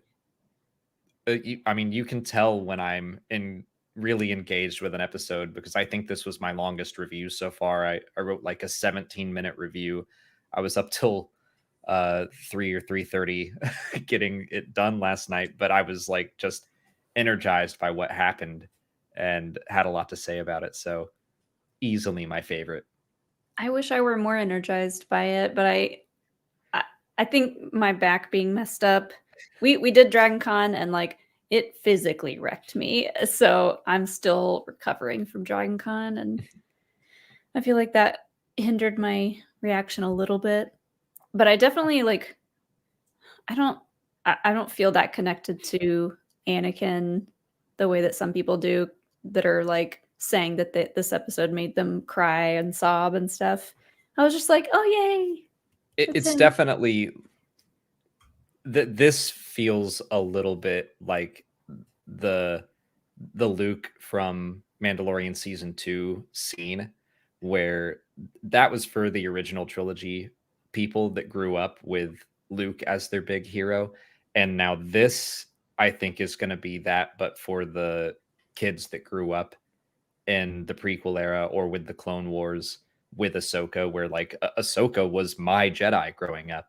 Mm-hmm. And obviously Anakin was right there by her side. So yeah, I think that it's great that each generation is kind of getting this big, I don't want to just say nostalgia moment, but also I think it's going to mean a lot for the series. Yeah. I might cry if Leia showed up. I'll break down sobbing if Cobb Vanth walks into the world between worlds and it's like, hey there, Snips. Like she's like, who are you?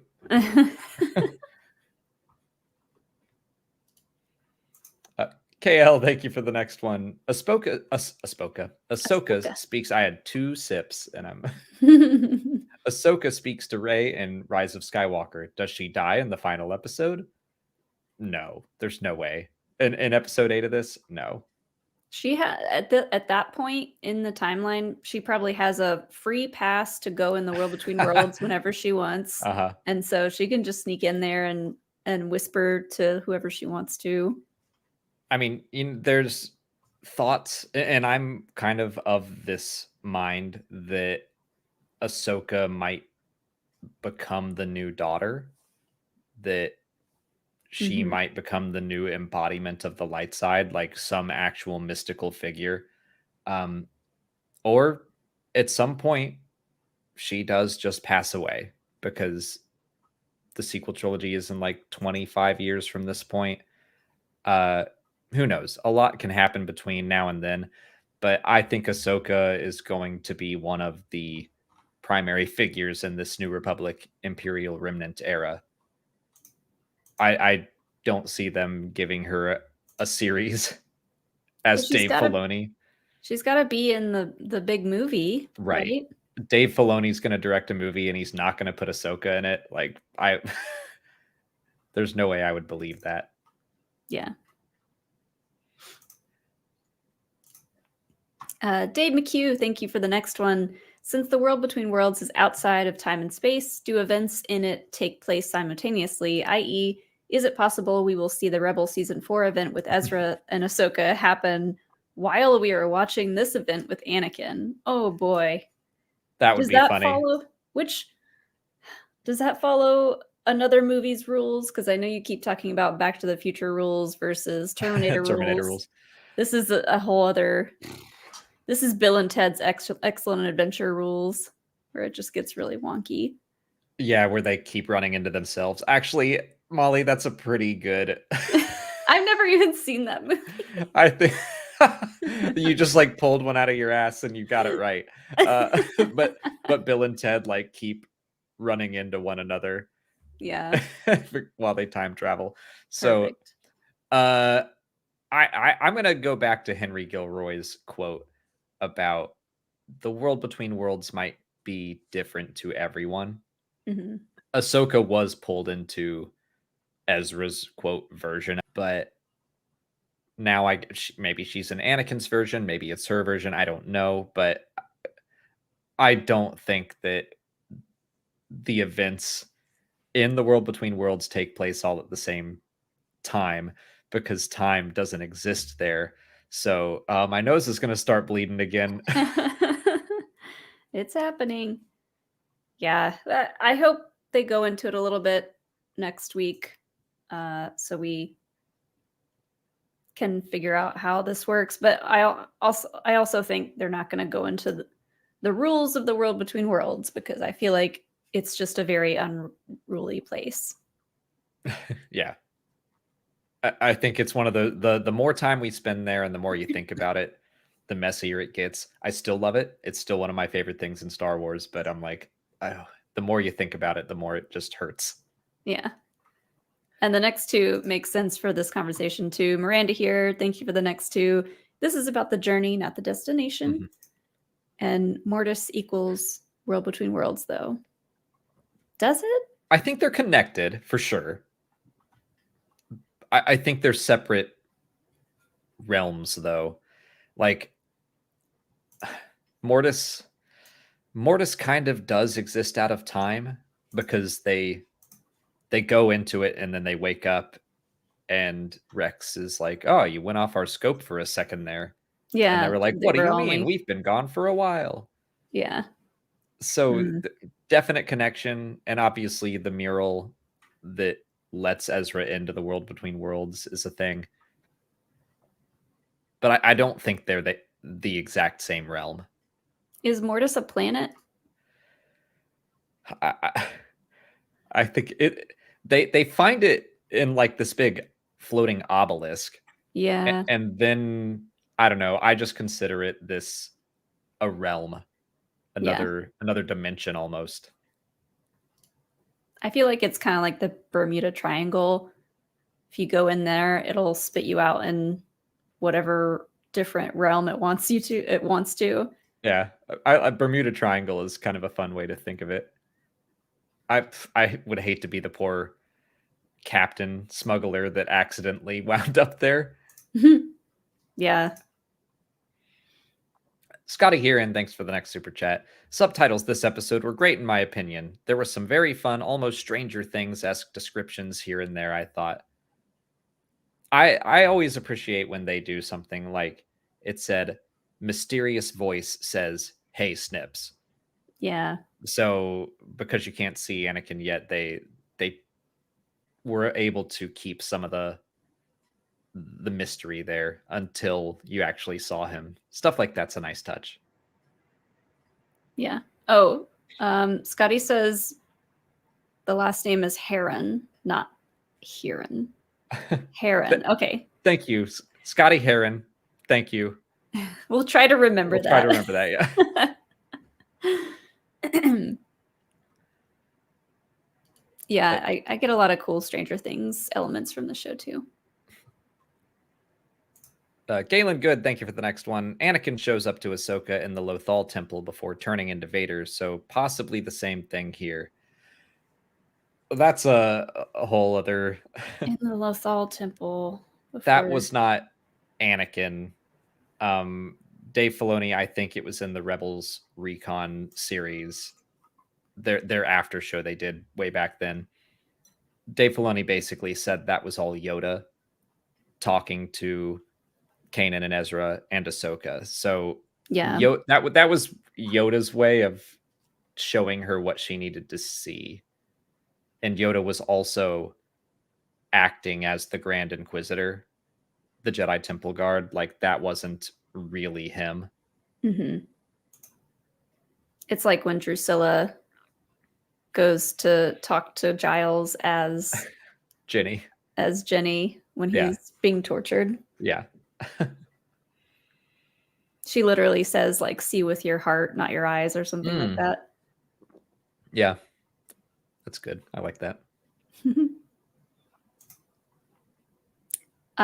Saki Sayatome, I'm sorry if I butchered that, but thank you for the next super chat. She did grab a map infused with dark side magic. Oh, that might have been when we were talking about Ahsoka going a little dark side. Oh, I mean, yeah, anyone getting burned on the hand like that is gonna have a little bit of a bad reaction. Oh yeah, I go dark side the second I stub my toe. Let the anger flow. I did see someone earlier say, like, what if part of the map is now burned into her hand and they can use that? the Raiders of the Lost Ark. Yeah. So, I mean, that was definitely intense. But I think that she went more dark side because she thought Sabine died. Mm-hmm. That's when she really flips a switch. Well, first it's Baylan just pushing her about Anakin's dark legacy, and it's going to be yours too. Then she like gets mad and kicks him across the room. But when Shin shows up and she thinks that Sabine died, that's when she like grabs Shin and throws her into a wall. Yeah. Wiley Henry, thank you for the next one. Did it seem that Ahsoka couldn't let the map go? It looked as if it affected her whole arm. Witch magic? Could be like when you grab something electric and it seizes your hand up. Something like that. Yeah. I don't know. I mean, maybe she was trying to use the Force to cool it off and it wasn't working. Force breath. Or she does have little like half gloves. So maybe it got stuck to her glove for a minute. I don't know. I figure she was just like wrestling it out of its magical position. And then she was like, oh my God, this is hot. And before letting it go. It's like if you've ever taken a skillet out of the oven without using an oven mitt, it takes your brain a second to realize, oh crap, this is just how hot that really burning is. Me. Yeah. Yep.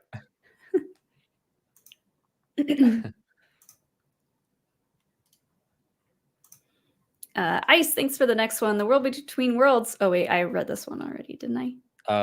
Nope. Oh, okay. The World Between Worlds has entered the chat. The after show title is now very fitting. Yeah. Also, hi to Scotty. Hope you're doing well tonight. We will tell Scotty that you said hello. I said that at the top of the show. I was like, I'm taking a bit of a gamble Elliot's title for the show was just too good to pass up, but I was also like, come on, World Between Worlds. and we The gamble paid off. Yeah. Miranda here, thanks for the next one. Ahsoka burnt by the map reminded me of Pippin and Aragorn and the Palantir. Yeah. Yeah, especially. It's like he can't put it down for a minute. That's a good point. Yeah. Especially Pippin, like, just couldn't control what happened to him. He needed Gandalf to come in and knock it out of his hands. Because it was like giving him visions and stuff, though. Right. I like that. Yeah. Mac Roberts, do you think an important part of the mat could have been burned into Ahsoka's hand? If they do that, like you said, from Raiders, that would be crazy. But I don't think that's the map. Like, right. They were using the map to like that's like the Rubik's sphere. That then when you solve the puzzle, then the map comes out. So maybe there will be some clue burned onto her hand, but I don't think that anything carved onto the sphere is actually the map itself. It's the puzzle to get to the map. Yeah. Andrew 711, do you guys think Ahsoka and Anakin might stumble upon a pile of shoes within the world between world? A pile of shoe? Might stumble upon a pile of shoe. Maybe like lost socks from the laundry. That's where they all wind up. That's where they all go, yeah. I don't know what that means, though. I don't either. We'll come back to it if we see an explanation in the chat. Space Goat, thanks for the next one.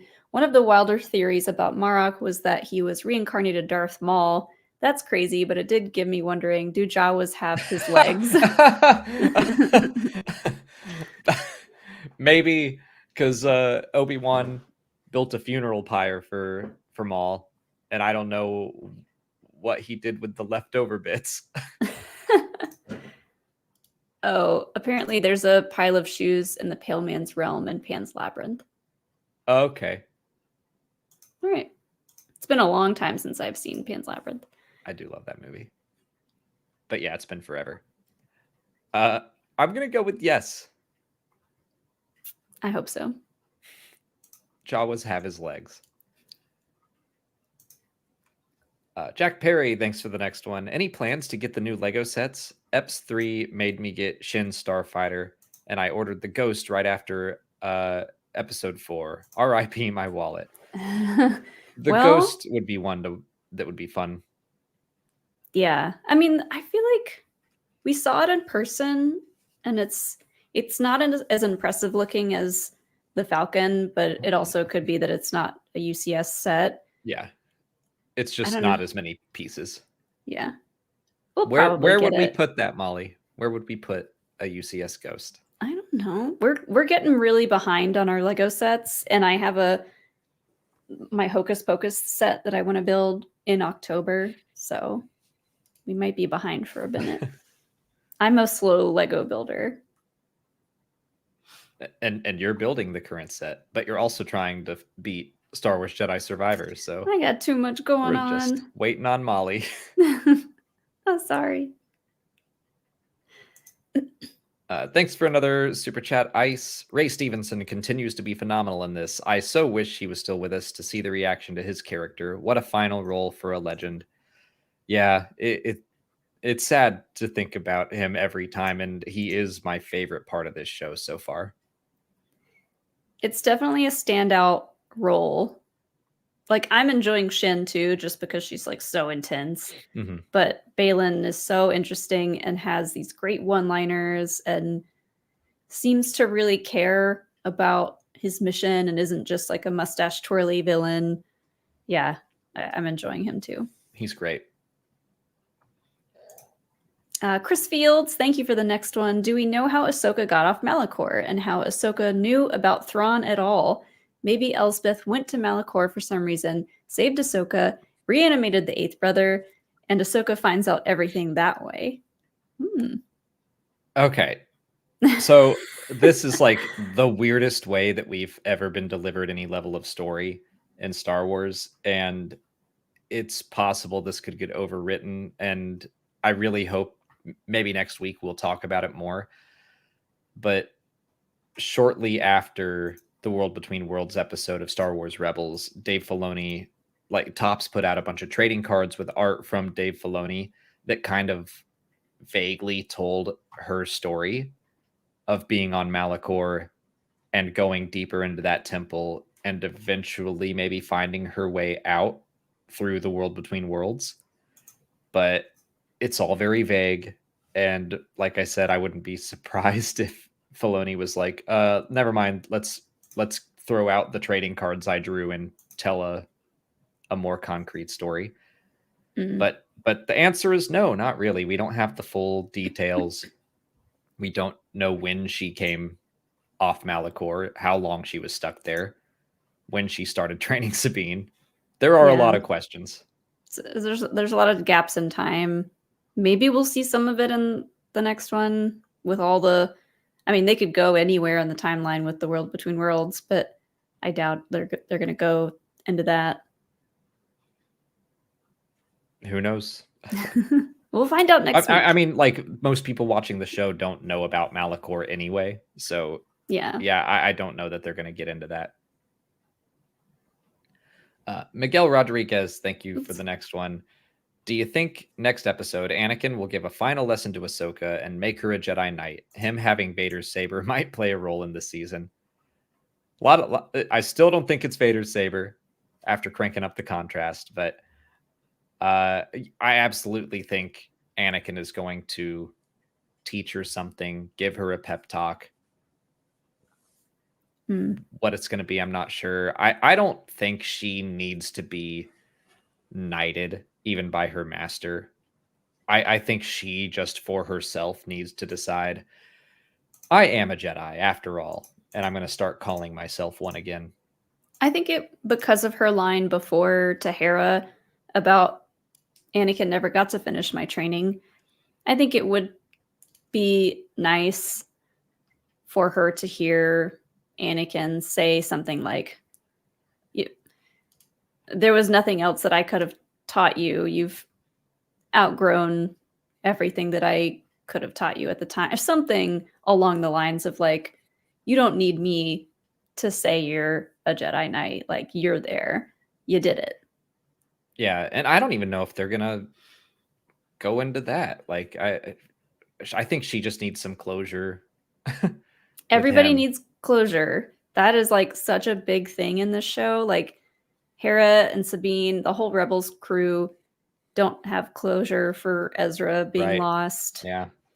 So, and there should be, to your point that you bring up all the time, there should just be a therapist in the World Between Worlds. Like, that's where the one therapist is. There. And if you can reach the World Between Worlds, you get therapy. Congratulations. You did it. Saki Satomi, thank you for another super chat. When Sabine reaches out to do the Force push, you actually can hear the sound they use when someone uses the Force on this show, but she's so weak that she only managed to do a Force slap. I'll have to go back and listen to it. It does make a sound. Okay. But I feel like that was just like Shin wouldn't have said you have no power if it slapped her around a little bit. Like, she would have some power. That's interesting. Because, yeah, the way I understood it was Shin just kind of jumping back as if she expected to be pushed.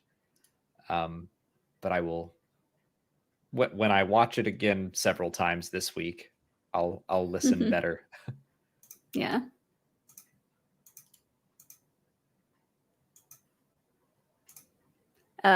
King Cole, thank you for the next one.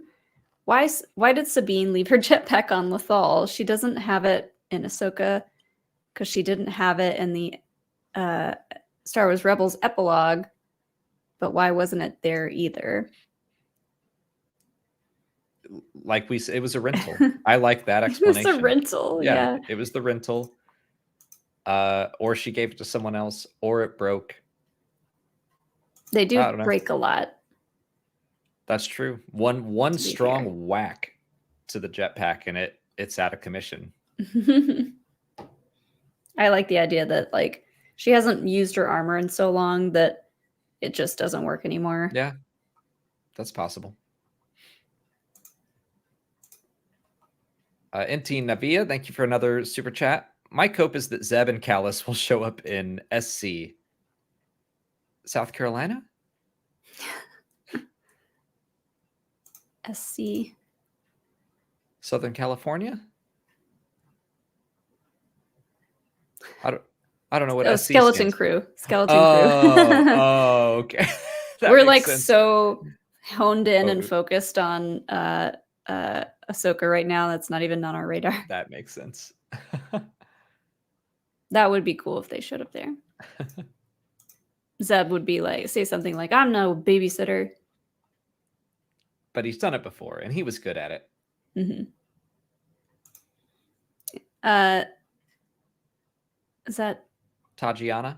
Tajiana? Okay, Tajiana Boston. Thank you so much for the next one. I wonder if Ahsoka will direct Jason to Luke's for training at the end of the season/series. I hope not, because they all did. Eventually. Maybe Jason will start training, decide it's not for him, and leave. But yeah, I wonder if Luke's won't be the only training center around. Like, I think it will probably be the biggest try to start a Jedi Order, but Sabine could be outside of that. She could train Jason. Maybe Ahsoka trains Jason. Ezra's probably going to come back at some point. He could train him. Yeah.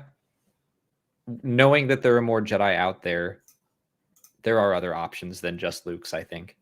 Yeah, I think so too. Johnny, thank you for a super chat. I don't see a message with it. I will try to scroll up and find one, though. And then Ice has the next one. The move Ahsoka used on Marok felt so samurai. Very cool. Definitely thinking he was reanimated by Morgan. Fits the name. Glad he was just Marok too. Yeah, same. Also, yeah, I did get samurai vibes because like after she makes her move, she just kind of like stands there in her stance, doesn't even look back. Like she knows she got him. That was really cool. Yeah. And I think, sorry, I'm trying to scroll and look for Johnny's message if it's in there, but obviously Star Wars took a bunch of influence from Kurosawa, and I think Filoni really, really likes that side of Star Wars in general.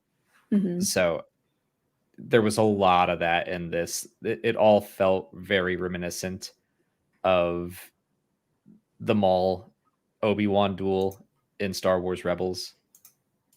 Just the very calm, slow deciding what to do and how to attack. Yeah, very methodical.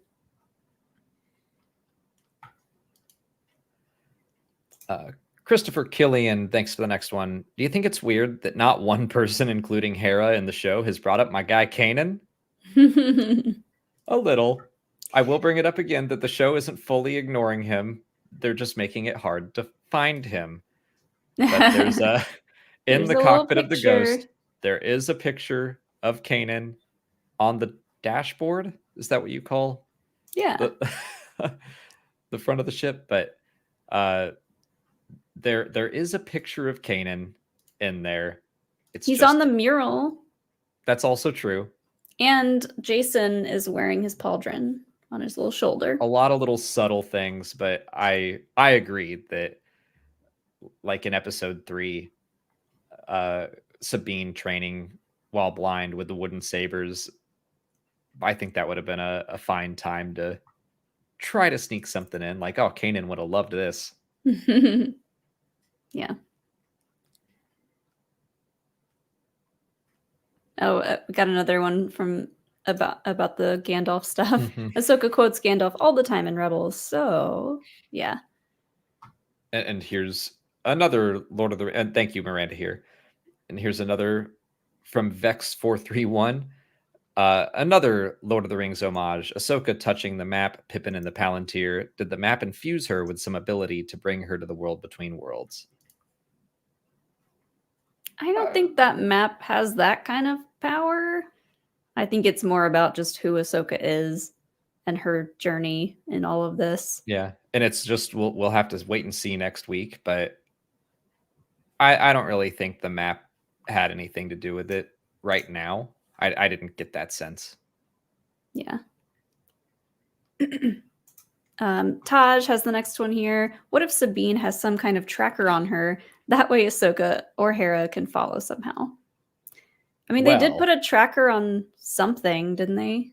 Well, they put it on the ship that brought the hyperdrive. So they didn't put it on the hyperdrive itself. Oh, okay. But maybe the ship is parked in the garage. I don't know. Mhm. Could be. Yeah. Let's see. Ice has the next three here that look related, so I'm going to read them. I'm wondering if we see him again. Who is Oh, him? Marok, Marok. I think. Wondering Binding if him we to- see Marok again. Reminds me of what Vader did to the Grand Inquisitor after he died, binding him to continue serving him. Luke was able to slash him, but he reanimated himself later. The fact that he could speak and keep some sentience makes me think it's different to the usual resurrection spell. Morgan may have bound him to the armor, which makes me scared for whoever finds Sabine's helmet. What if Jason or Hugh Yang finds it and Marok's specter attacks them? But if this is it for him, I'm fine with it. He was cool and a sick design. He was a sick design. I do think that was the end of it, though. I think he's done. Or he could just be a ghost that lives on that planet now. I think it's kind of like in the Book of Boba Fett when we see Cobb Vanth blast all those pikes just to be like, wow, he's a very fast gunslinger. So that then when Cad Bane comes in and is able to outdraw Cobb Vanth, now you're scared of Cad Bane. Mhm. It's kind of like that where we see Ahsoka take down an Inquisitor, but then she gets defeated by Baylan just to emphasize Baylan's skill and his threat level. Yeah. Caleb Diaz, thank you for the next super chat. Okay, I'm assuming this is Anakin during episode 3, and he is referring to, quote, not expecting to see you this soon as her fighting on Mandalore. God, I love Star Wars. We'll see. I think, Yep. I mean, I think we'll have to see by the next episode, right? That's all we can say right now, because I just don't understand how he would have time to get into the world between worlds from the trip to Mandalore, from Mandalore to Coruscant. Like, he goes straight to Coruscant to go into Revenge of the Sith. Well, I mean, like you said earlier, the Mortis thing is like happens in a split second. Yeah, but I don't know. I don't think it can happen at that point, but we'll see. I'll accept whatever they tell me. I'll let you read the next I one. see the next one. Thank you, Sean Sully. Do you think we'll see the son of Scroder by the end of this season, or will they save him for next? So now we have to talk about Star Wars trivia a little bit. Everyone can have a little story, and I can provide visuals even. In Star Wars trivia at Dragon Con, we were asked what the name of the species of this character was, and no one knew it, including me.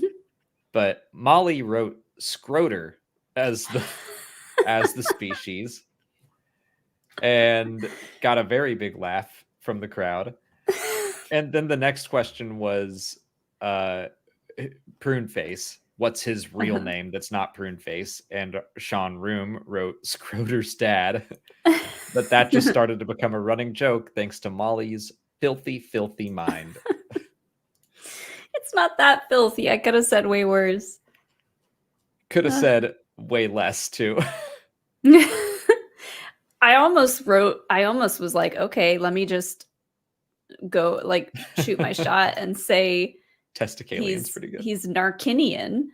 That would have been at least an educated guess because that was Yeah. on Narkina 5, but I had couldn't miss that opportunity. Plus, we had been drinking already, so oh well.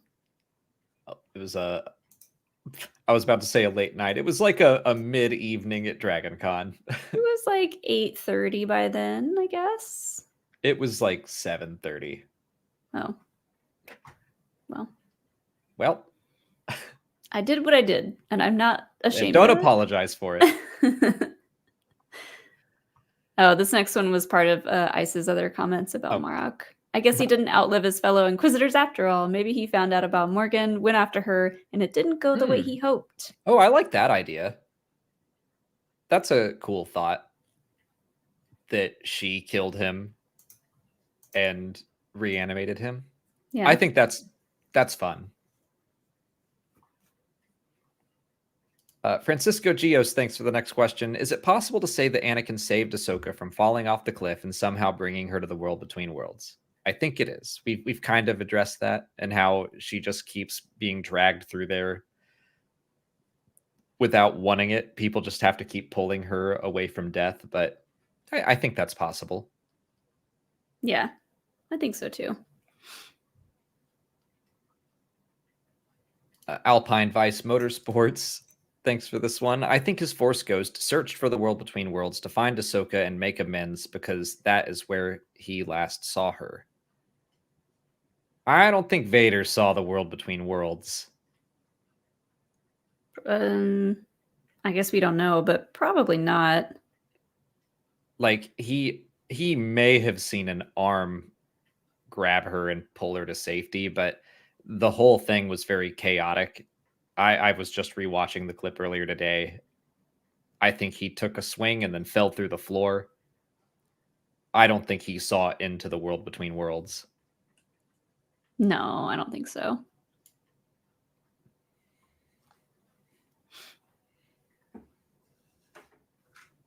Ice has the next one. Only thing I'm bumping on is how he was described as a mercenary like Balin and Shen being paid. I buy it as misdirection to preserve this prize. Yeah, he's gone now. I don't know. He's being paid in life. Yeah, he's being paid in, well, he's paying a debt, maybe? No, I don't know. She is paying him by keeping him alive. You work for me, and I will keep you alive. Yeah. But yeah, I think he's just like a zombie under her control. Saki Satomi, thanks for the next one. Ahsoka would have worked with Maul of all people. She considered it. She didn't go through with it in the Clone Wars. But maybe that was just another one of those experiences that she's like, well, I'm never doing that again. Yeah. Everyone has to learn the lesson of not trusting Maul.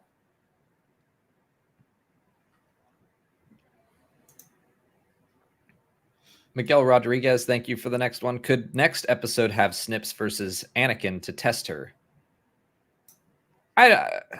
He's got his lightsaber. They could have a little sparring session, but I'd rather just see them talk. I don't think she needs to be tested by him, not as far as sparring goes. She's a great fighter. I think they're going to have a chit chat. And he'll give her some closure. Wait, what did you say first? They'll have a chit chat. Before that. I don't know. That she doesn't need to test to prove that she's a great fighter. Yeah, like she doesn't need to be tested by Anakin to prove that she's good at fighting. She's been doing that the whole show. Yeah. Like maybe a friendly session, but I think they could just talk. I think Ahsoka probably just wants to talk. Yeah. David Livingston, thank you so much for the next super chat. Loved it. Since George CGI'd Sebastian Shaw out of Return of the Jedi, Can we replace Hayden's creepy smile with that adorable smirk from Ahsoka, or just me? I'd be cool if we never touched the original trilogy again. Like, just let it be. Alex is like, don't you touch it. Don't touch it anymore. It's been touched enough. We got McClunky. That's enough. Right.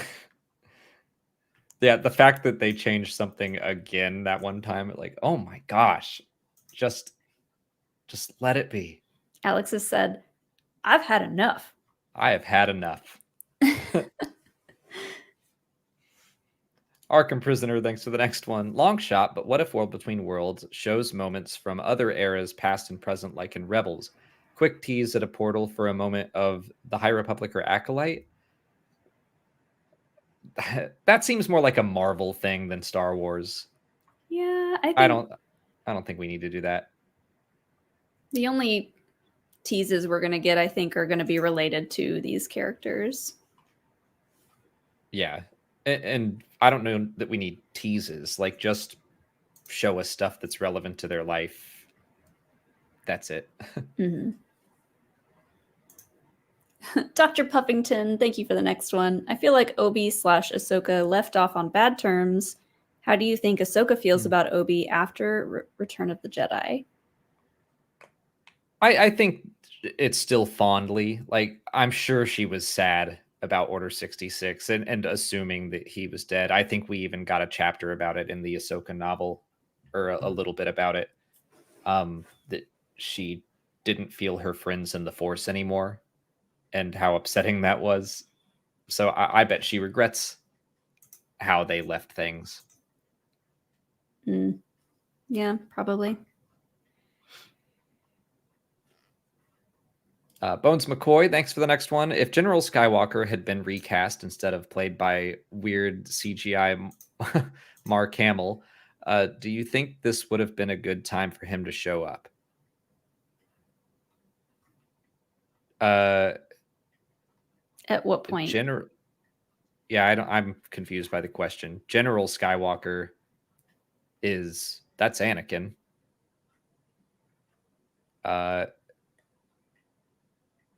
I'm confused, but no, I don't think this would have been a good time for Luke to show up in Ahsoka, if that's what we're talking about.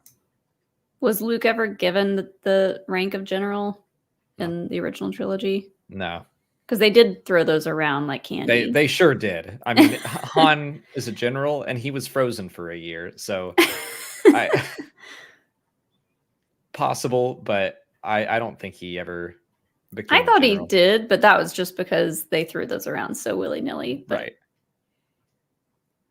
Oh, maybe in the comics. But still, I don't think this would have been a good time for him to show up either way. Luke has basically, after Empire Strikes Back, stepped away from the military side of things, and he's just like the Jedi. Yeah. He's just Luke. Just Luke. I'm just Luke. And he's Knuff. Yoda fetish with this very creepy image. Thank you for becoming a Biggs mega fan. Thank you. Welcome. And Dave McHugh has another super chat. Thoughts re the reveal about Sabine's family. That completely went over my head because I get so confused about the timeline. So I was like, did we already know that? I don't know. But Alex had a reaction to it. We had kind of talked about it, and we assumed that they had died. So it didn't surprise me, but it still hurt to hear. Yeah. Hey, Darth Nicholas. Thanks for the super chat. What a cool episode, and the best one yet, in my opinion. Do you think the distant galaxy will be inhabited by humans who've been living there for thousands of years? Do you think this is the case for most galaxies in the Star Wars universe? The next one looks related. Do you expect the distant galaxy to be as populous and complex as the main Star Wars galaxy? Do you want it to be? Also, do you want it to be inhabited by the Yuuzhan Vong, or would you prefer it being a new galaxy altogether? I don't think we're going to get a crazy good look at the new galaxy. Like, maybe a planet. I don't think they're going to go on a tour when they get there. Thrawn and Ezra aren't going to be like, oh, you're finally here. This place is great. Let's look around. I kind of think it'll be like pretty empty and abandoned, but like, yeah, I don't think there's gonna be a lot of other people there. I think it'll be a new galaxy. Like that's what I would prefer, I guess. I And don't think the Vong are going to be there. I don't want to see the Vong. I don't want it. See. Don't show it to me. Don't even. Don't even go there. I don't think it's going to be the Vong. I assume it would be as complex. It would be interesting if it was just like there's not a single habitable planet here, and we've been stuck here for 10 years. What took you all so long? But I imagine there would be other planets and other beings. They'll be like the Mandalorians that survived on Mandalore so long. They're going to have all this like mishmash piratey looking armor, and they're going to be like wild. Yeah, I like that. Will it be inhabited by humans? Probably. Like that just seems like the Star Wars way to be like, yeah, humans are kind of everywhere. They're everywhere. You can't get rid of them. God, these freaking humans. I saw a tweet of someone who said they went to a planetarium, and when Earth showed up, someone in the crowd booed. I thought that was pretty funny. Boo us. We ruin everything. Oh, Can't have can't have anything nice. Give me when Martians. the humans show up. Jane Dalton, hey, great to hang out with you at Dragon Con, and thanks for the super chat. Do y'all think Ezra is keeping the Purrgil from traveling back and forth between galaxies to keep Thrawn trapped, and that's why no one is using them to travel the distance? I feel like he just kind of let them do their own thing once they got to the new galaxy. I don't think they're like waiting around for Ezra to tell them what to do. Another reason to compare this to Lord of the Rings, I think they're like the Eagles. Yeah. And the Purrgil are coming. And like they're supposed to stay really mysterious, and they're not always going to be reliable, but when you need them, they can be there. Mollie, that's actually a really good comparison. Like the Eagles, you see them once or twice in a story like you do in Star Wars Rebels, and then at the end they come out of nowhere and they save the day, and that's exactly what happened in Star Wars Rebels. So yeah, I don't think that they're just at Ezra's beck and call, but if he needs to whisper to a space moth, and summon them to help, then maybe they'll come back. Oh my god, let's hope. That's a good comparison. He's gonna whisper to Morai or something.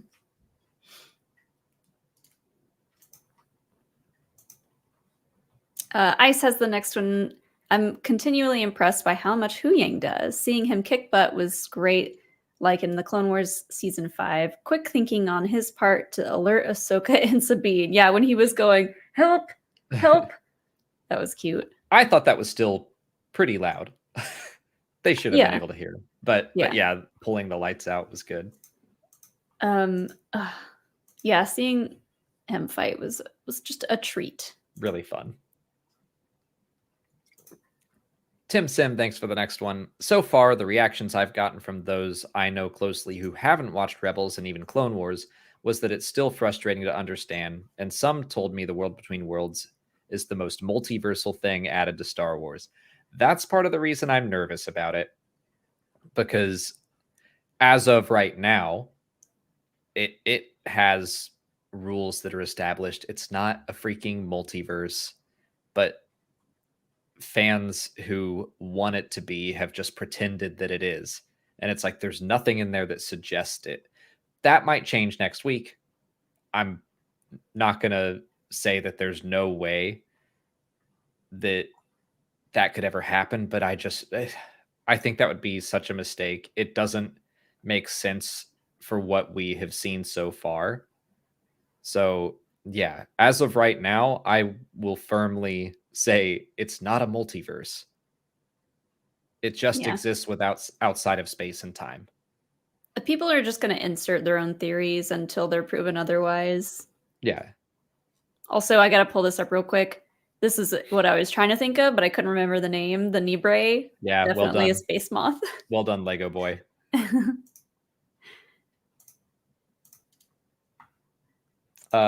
Guillermo Urere, I hope I said that right. Do you think ghosts can enter the world between worlds every time, and that's how they can appear on key moments for others? Also, my girlfriend, not a super fan, said it feels like a show with just protagonists and no extras. I mean, I think Balin and Shin and Marok and Morgan are all definitely antagonists. But you're kind of right in that there's not a crowd of just normal people. Well, I we mean, got some pilots there's a couple pilots. There's a that couple quickly of got killed. Some of them. right. There's a couple people on Home One that we've bumped into, but yeah, there are definitely a lot more background characters, say in The Mandalorian. So I can see that. I think this show is going to constantly suffer from only having 8 episodes to quickly tell a very detailed story. And they got to cover a lot of ground. So, yeah, it doesn't feel like they have time to throw in a lot of extras and backstory for some of our antagonists like Balin and things like that. And we're going to remote planets and stuff. So like Cetos doesn't look like it's very well inhabited. The ruins that Ahsoka went to in episode 1. Lothal had quite a few crowds and extras and stuff. So there was that. Also, thank you for the very, very generous super chat. Yes. Thank you so much. Can Force Ghosts enter the world between worlds anytime? I kind of think so. I figure they're part of the cosmic force. I think the world between worlds probably is too. So they could just hang there if they wanted. And I feel like it's probably a lonely place most of the time. They're not constantly pulling people into it like Ahsoka. That's Anakin was just, he's a Force ghost and he was lonely and he was just like, what's Ahsoka doing? Oh, she's falling, snatch. That was just good timing. Yeah. Bones McCoy, thank you for another super chat. Does it feel like Balin will end up being the one to fall to the light side instead of Shin? She seems a lot more committed to the dark side stuff.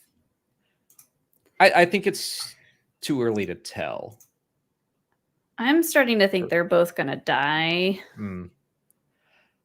I think that Balin will die and Shin will not. And I still think that she's probably going to come around, maybe partly because that would be the bigger character turn. But I also think Balin seems so very committed to whatever he's after, which we still don't know. But if he gets to a point where he has to choose his mission versus his apprentice, he might choose the mission. And then Shin, that could be the driving force to help her turn against him. Yeah. I don't know. That's why I think it's too early to tell for Shin. We just don't know that much about either of them. Yeah. Which is unfortunate, but like I said, we don't have much time. Yeah.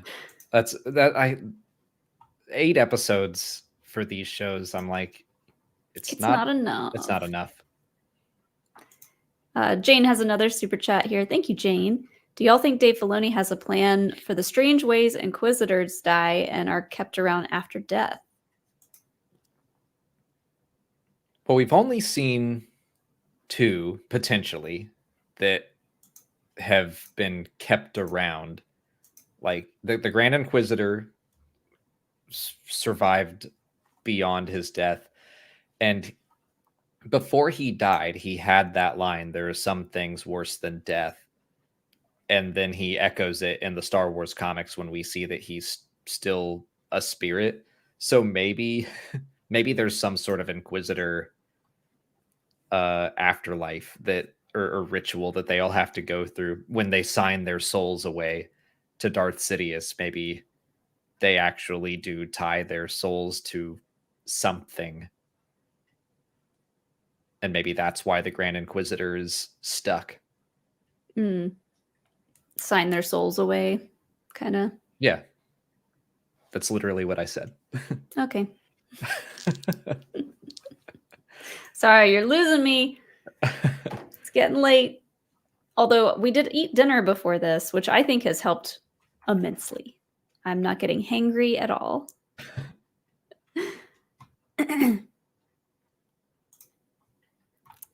Ice, thanks for the next one. So happy to see Carson. Love that he's shown up in every Mando era show. I know how much fun Paul has with the universe, and I'm just happy for him. Yes, we were very excited in our reaction on that is now up on Patreon. He reminds me of Wong in the MCU. Like, he's shown up in several movies and TV shows. So maybe he's just going to be the character that keeps on popping up. And I'll bring up Ice's next one as well.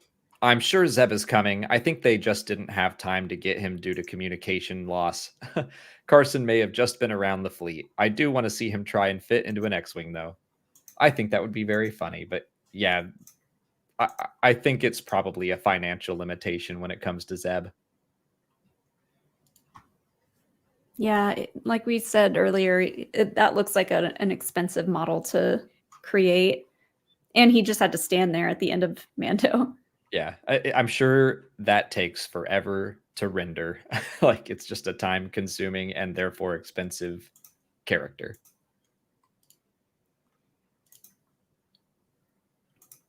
And Guillermo, thanks for joining the Biggs Mega Fans. Welcome. Yeah, thank you.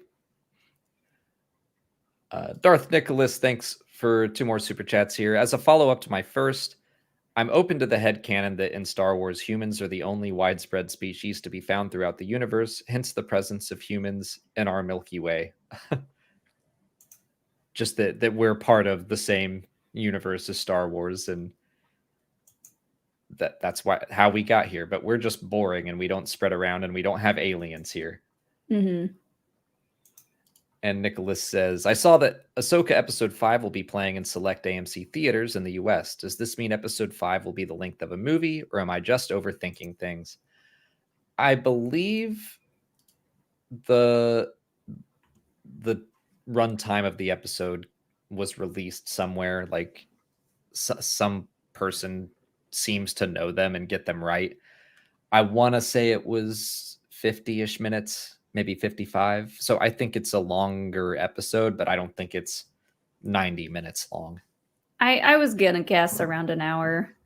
49 minutes is what people in chat are saying. Okay, yeah. Which is honestly my ideal length of time to be in a movie theater. But guess what? It's not playing in Atlanta, so boo. Boo. I think 49 minutes is great. Like, I'm used to the olden days where we had the standard TV episode length, and it was an hour of television, but with commercials, they came out to about 44 minutes of runtime. So if we're around 40 something minutes, that's usually my sweet spot for an episode of television. But then like if the finale comes out or the premiere and it's 50 something minutes, I'm like, yeah, let's go. Ice also says, I can never tell when Hu Yang is animatronic or CG, and I love that. The way he's been brought to life is incredible all around, in my opinion. Same. We talk about him all the time, like especially when it's a full body shot, and he just looks so good. And there are times where like he puts his hands on his hips in this episode, and I was like, I just can't tell if that's a puppet. I think it is. It moves like a puppet, or they just that good at animating it so it seems like a puppet. But then, of course, he gets into a fist fight, and you're like, oh, he's moving real smooth now. Yeah. Saki Sautomi, thanks for another one. Just before Ahsoka slams Shin, it looks like Ahsoka is actually choking her for a second or two. Shin might just be surprised, but she was super upset. I mean, I'd be upset if someone started force choking me. Yeah. I saw it as like she was getting a hold of her whole body so she couldn't move. And then she just like force pushed her over. Shin might be surprised that she got like caught in the force. I got it. But Yeah. yeah, that's how I understood it too. I thought that she was just grabbing Shin and then throwing her. But either way, force choke or not, Ahsoka was tapping into the dark side.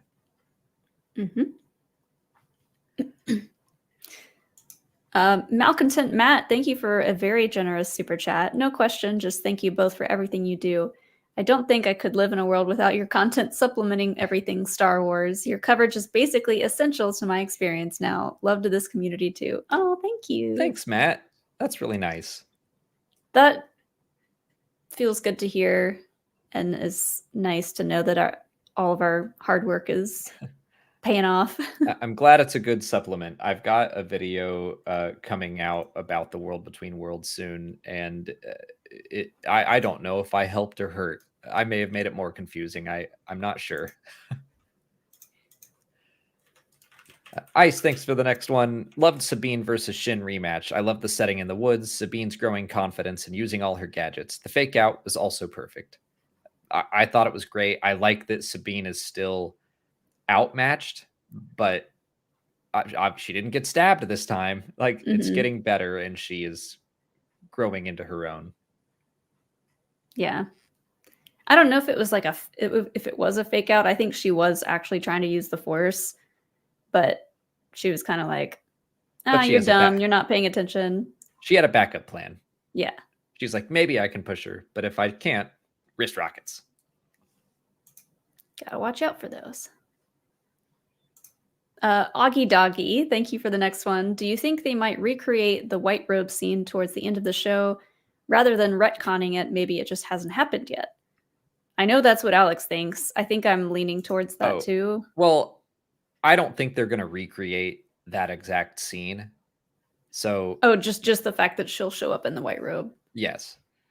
I think this is going to tell the story of going from Ahsoka the Great to Ahsoka the White. I don't think they need to give us that scene again.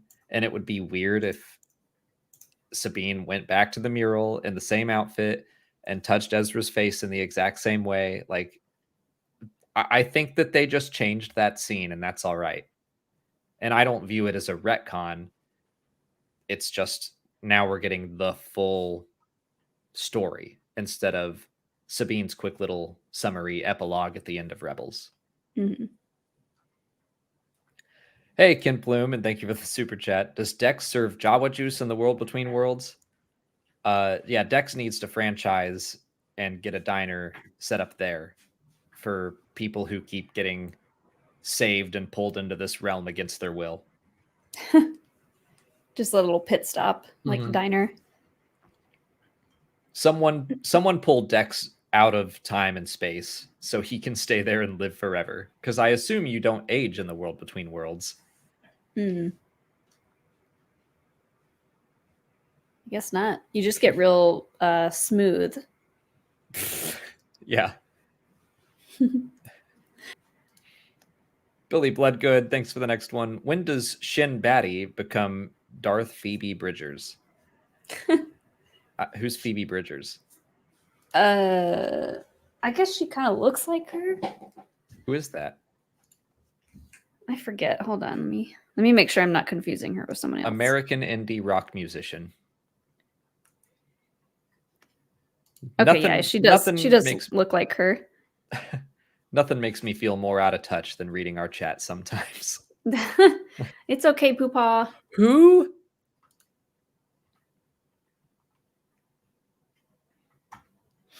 Ice, thanks for another one. Ahsoka versus Baylan was insane.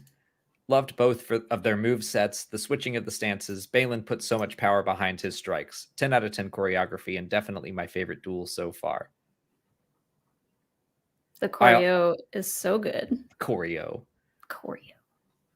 Yeah, I really loved how athletic Ahsoka was, jumping off rocks, doing flips, versus how just terrifyingly strong he was. It was great. I like when she puts her foot up on the wall behind her to like give her some leverage. Yeah, that felt very animated Ahsoka. Mm-hmm. I also love how it was so focused on the map, and Ahsoka burned her hands trying to grab it. I can tell Rey and Rosario had a blast filming that scene. Yeah, the uniqueness of Balin trying to protect the map stone was really fun, and just trying to keep himself between her and it. That just felt different. And I hope we learn how he knew Anakin. I'm still thinking they were Padawans and friends since he spoke to him about Ahsoka. He seems like the right age that he might be from Anakin's generation of Jedi. That is possible. Yeah. Well, and then he also says like everyone in the Order knew Anakin. We'd have to subtract like 30 years. So he wouldn't have been that much older than Anakin, I don't think, but around the same age.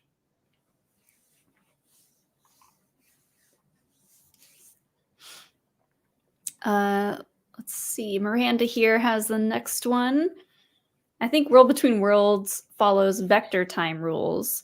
Free will is an illusion. Every event has already happened, and it's our job to find our moment, given that we only perceive it like a movie reel. So that sounds more professional than the way I've been saying it, which it's vector time rules sounds better than Terminator rules, but well, I don't know what vector time rules means, but I know what Terminator right is. So might be more layman's terms.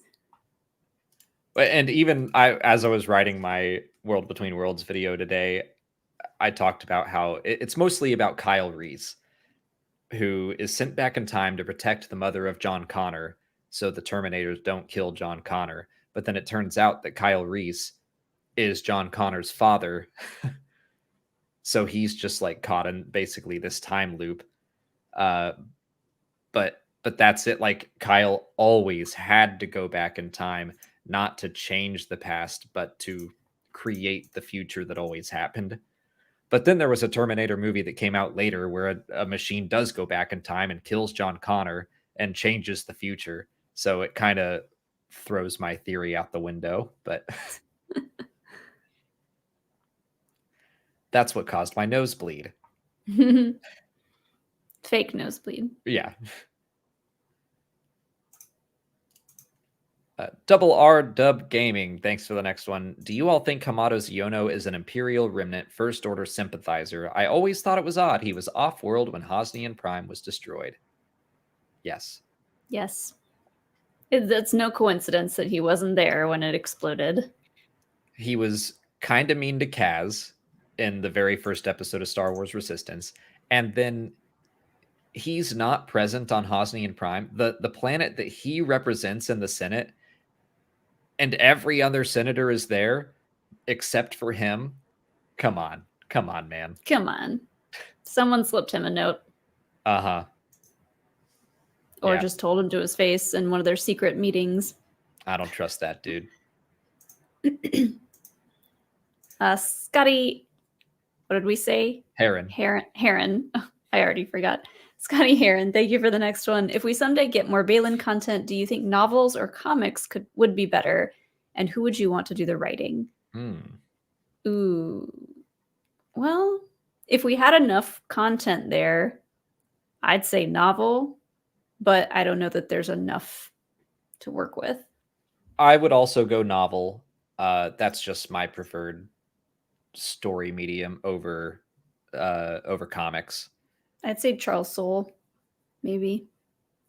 I like him. I like Kevin Scott. I'm trying to think, and I'm going to the High Republic authors because Balin feels like this very high fantasy. I would feels old school. Claudia Gray would be good. Now, if it's Shin focused, we get Delilah Dawson. But I think one of the High Republic authors tackling Balin would be a lot of fun. Mm-hmm.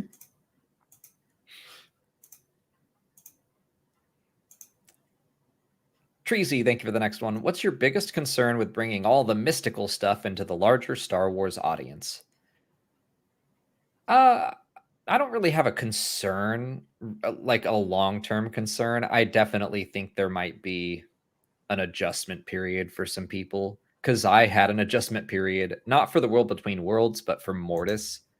I was just like, I did not enjoy it the first time I watched it. I was really confused. It wasn't what I expected from Star Wars. And then the longer it sat with me, like I just didn't stop thinking about it. Probably because it was so weird, but that kind of got it into my head that Star Wars can and should occasionally be very weird because it's fun.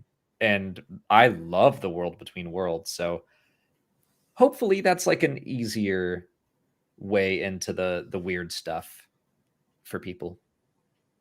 Yeah, I guess my concern has already happened, which is bringing things like the World Between Worlds into play and having the more casual audience just assume that, oh, there's time travel in Star Wars now and they can retcon anything and Yeah. that's that. Like, so many people just think that without like knowing anything. They just saw it in an article somewhere and they're like, okay, cool. And that sucks. Well, yeah, because angry YouTubers went and said like, "Oh, World Between Worlds is proof that there's a multiverse and or they're gonna retcon the sequel trilogy and blah blah blah." And I'm like, you didn't even watch that episode, did you? You don't even know what it is or understand it. So that's I understand where people can jump into the time travel thing and just because the rules are so confusing, misunderstand it. But there are some people who willingly misinterpret it just to spread misinformation. Right. And okay, that I guess is my concern, is there's probably going to be a new wave of that. Mm-hmm. Especially since it's in live action now. My personal concern is that they will do something with the World Between Worlds that actually gives it credence. But fingers crossed that they don't.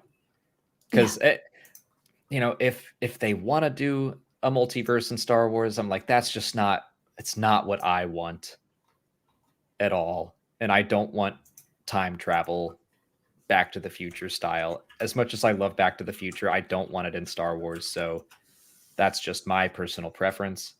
But I know there are people out there that think, hey, a multiverse in Star Wars would be neat. And I'm not trying to like poo-poo on that if that's what you want. It's just not for me.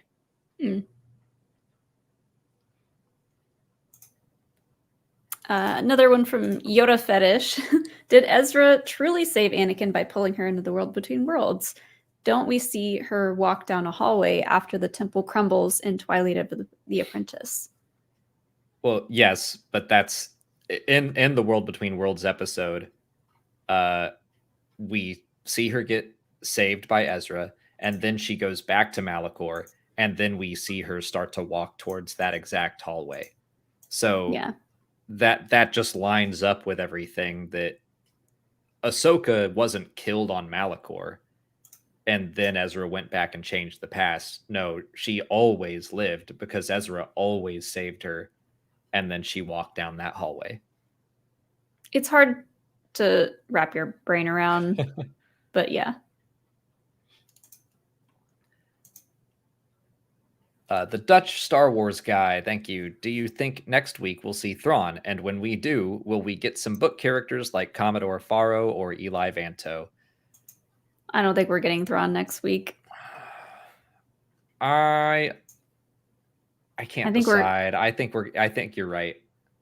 I think end of season, or end of episode 6, maybe. I think you're probably right that next week is going to be really, really focused on Ahsoka.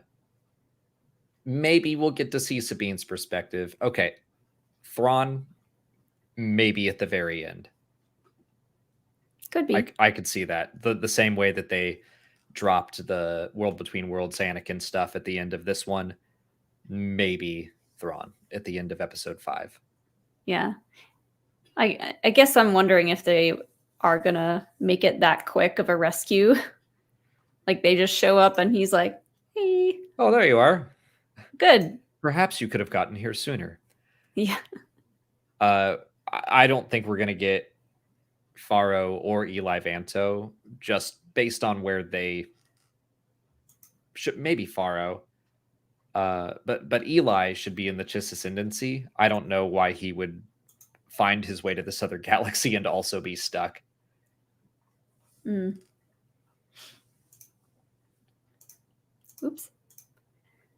Power Rangers explained, thank you for the next super chat. Ahsoka not looking back at her fallen opponent is very Power Rangers thing. And Saban, I can't remember did how you work say for it. George. R.I.P. JDF. 50 on Monday. Oh, I think that was the Smash Mouth singer. He just passed away. Yeah, that sucks. But yeah, I mean, I think it's just Saban there because Power Rangers was a Japanese show as well, so they were probably just pulling from samurai stories. Wait, Green Ranger is JDF. Oh, that makes okay. sense. Yeah.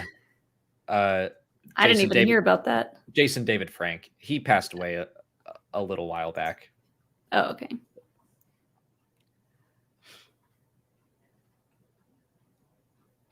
Neil R. Adamson, thanks for the next one. You think the portals in the world between worlds must be tied to special locations, or can they show up any place based on what the person inside is looking for?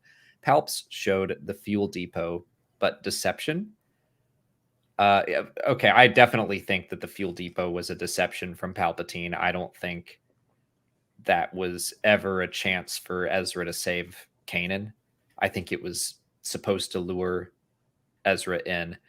But I'm not sure about the portals. Like when we first saw the world between worlds, I kind of figured all of the powerful locations in the Force would have a portal, but it might be a personal thing. It might be based on what Henry Gilroy said, what you bring with you. That's up to Dave Filoni and his team, I think. Yeah. I guess it could go either way, obviously, but I like to think that the portals are in specific powerful locations.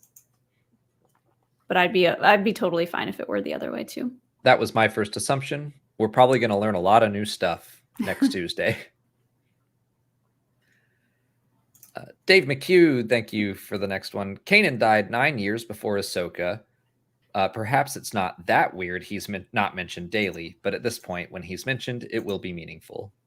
Yeah, that's what I think too. Like when they bring him up, it'll be worth the wait. I think it's another case of trying to not throw too much at the non-animation audience, where they just met this Jason kid and they're kind of hinting that he's Force sensitive, and then to be like, oh, by the way, his father was a Jedi, like that's a lot. I think people are going to go, wait, there's another one. Yeah, because that was my reaction when we first saw Star Wars Rebels. I was like, what do you mean there's 2 Jedi running around? It can't be. And in But fact Yoda is said, and it will continue to be that. Yep, I'm used to it now. Neil R. Adamson, thank you for another super chat. What if Anakin found a way into the world between worlds after his fall when Luke started pulling him to the light but never told Palpatine? Could be interesting. Like when he was still Vader? Yeah, when he was Vader. I don't like that. Yeah. That seems kind of antithetical to the way he acts towards Ahsoka in Star Wars Rebels. I think Vader is full on Vader until that moment when he finally decides to save Luke. Yeah. But again, maybe this is all a deception of some kind. Maybe he is Darth Vader and he's able to change his appearance or something in the world between worlds. But I think what Ahsoka needs, what the story needs, Ahsoka needs some closure, and she needs to be able to talk to her master. So that's what I think we're gonna see.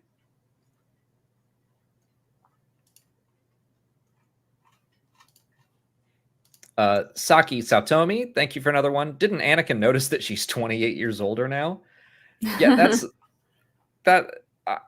I think he may have known what to expect, but then that kind of flies in the face of him being surprised that she was alive in Star Wars Rebels. Oh, Mollie's got an idea. What if he's seeing her as the last time he saw her? And we haven't seen Anakin's point of view yet. Because weren't there rumors that there was a younger girl cast as Ahsoka at one point? I think for like Clone Wars flashbacks. But that would be interesting if he is just seeing something completely different. That would be crazy. Huh. Oh. They're both seeing each other as the last time. As they want to see them. Yeah. That could be. That'd be trippy. Another super chat from Jane Dalton. Thanks, Jane. I think one reason Anakin looks a little weird is because I think they thicken and filled his eyebrows to make him match his animation counterpart just a bit more. Weird choice, but I think they did. Yeah, I have to go back and look and compare them. I don't think he looked as weird as some people did. But I will say I've seen better filters on TikTok. I'm just saying. It took me out of the moment, unfortunately. I wish they just let it be Hayden. They barely did anything to change his appearance for Attack of the Clones. Right. And that we all accepted that. Yeah. All right. That took me out because I was like, "Oh, he looks a little rough." But I don't think there's any way to make anyone happy either way. Like, there's going to be complaints about it. And yeah. I don't know if I was totally happy with the way that they de-aged him here. I think they did an okay job, but I feel like I've seen better filters on TikTok, so I don't know why it's so hard to get this right. I don't know, but I was ready to just see Hayden. I would have accepted that and been like, yes, that is Revenge of the Sith Hayden. That would have been fine for me, but oh well. Joseph Stanley, thank you for the next question. Didn't Anakin's saber look more like Vader in this? It's just the lighting. We've talked about this so much, but yeah, I think it's just the lighting. The band around the hilt looks more silver than black. Yeah, you can't get the reflection of light on the bottom part of the hilt, so it doesn't look as bright and silver, but I think it is. I'm ready to have another bathroom break. Okay. I'm sorry. I'm ready to be proven very wrong next week, but I think it's just the lighting of that saber. Yeah. BRB. Okay. Ice, thanks for another one. I loved how Ahsoka absolutely ragdolled Shin. I think it shows how outmatched she would be if Shin fought her. She can take on Sabine, but not Ahsoka. Well, that's why I think Shin had this absolute look of fear when Marok got defeated. Not just because he exploded into green smoke, but I think Shin was afraid that Ahsoka was about to come join their fight, like Hu Yang told them they should do. They should stay together. Ahsoka and Sabine could have easily handled Shin, and then they would have gotten to Baylan, and that fight would have been easier. I saw someone was suggesting at one point that, well, that would have given the map enough time to upload. But Ahsoka spends so much time just talking to Baylan before they even start fighting. So I think the two of them probably could have taken out Shin and gotten to the map, and everything would have been fine if they just listened to Hu Yang. Neil Adamson, thanks for another one. What if, when Vader swung at Ahsoka on Malachor, he saw his blade go through her and she just disappeared? Then he sees the same thing happen to Ben on the Death Star. We've made that observation before about how Vader has got to be pissed that this keeps happening to him. He keeps just like cutting into people and then they disappear, and he doesn't understand what's wrong with his lightsaber. Alex Bolin, thank you. Great meeting y'all on the speculation panel. I said Star Wars needs more unexplained mysticism, and this episode was perfect. Yeah, I wonder how much they're going to talk about the world between worlds in the next episode. I hope they don't reveal too much. I just want it to be. Hi, Alex. And good to meet you too. Ice, I was hoping Shin would taunt Sabine about Ezra, throw the fact that he's missing in her face and she's using his lightsaber, try to get under her skin. I don't even know if Shin knows about Ezra. Yeah, I don't think she does. Balin seems to know a lot of stuff, so maybe he told her, but I guess I thought maybe Balin only knew that after like reading her mind that in that moment. It's hard to tell what he does and doesn't know. He knew about Sabine and Ahsoka being master and apprentice at some point. That's true. Jack Grinnan, thank you for the next one. Will part of Ahsoka and Anakin's arc be her forgiving him? I think a little bit. I don't know if she needs to forgive him. Like, he's done some pretty awful things, but I would not call that forgiveness. Yeah, I think that she said a couple times, or she said once, and Balin said once that, oh, you walked away from him. She says, I walked away from my training, and Balin said that she turned her back on him. I think maybe she feels guilt. Maybe she feels like if she had stayed with him, then none of this would have happened. But I don't think that's the case. So maybe she will come to realize that, and she'll be able to let go of that pain and that guilt. Mm-hmm. And I think it'll be good for her to have one last conversation. No matter if it's him alive or him as a Force ghost, she'll get one last conversation with her master as he was. Yeah. Like I said earlier, I think it's more about closure. Yeah. Joel Davis, thank you for the next super chat. I hope Thrawn and Sabine have a nice chat about art. And Anakin apologizes for almost killing Ahsoka last time they met. It would be funny to see Thrawn and Sabine talk about art. That would be great. That was one of my favorite moments in Rebels, when Thrawn uses his knowledge of art to be like, that's Sabine Wren's, and uses it as a clue. Yeah. So yeah. Anakin apologizes for almost killing Ahsoka. It depends on which version of Anakin this is. Yeah. Nick, thank you. Do you think Balin and Shin will get a comic or novel delving into some Sith dark side mysticism or alchemy that fleshes out their backstory? I could see it. I would welcome more Balin stories already, because I like him. I like both of them a lot. The baddie buddies. Yeah, we talked about this a little bit earlier, but I don't know if they're gonna have enough there to fill their stories in for a novel, but maybe a comic. Although I would be very happy with a novel. I would read it. So Dean the Machine, I had to look up, but Dean the Machine said the baddie buddies, and I like that nickname. Nice.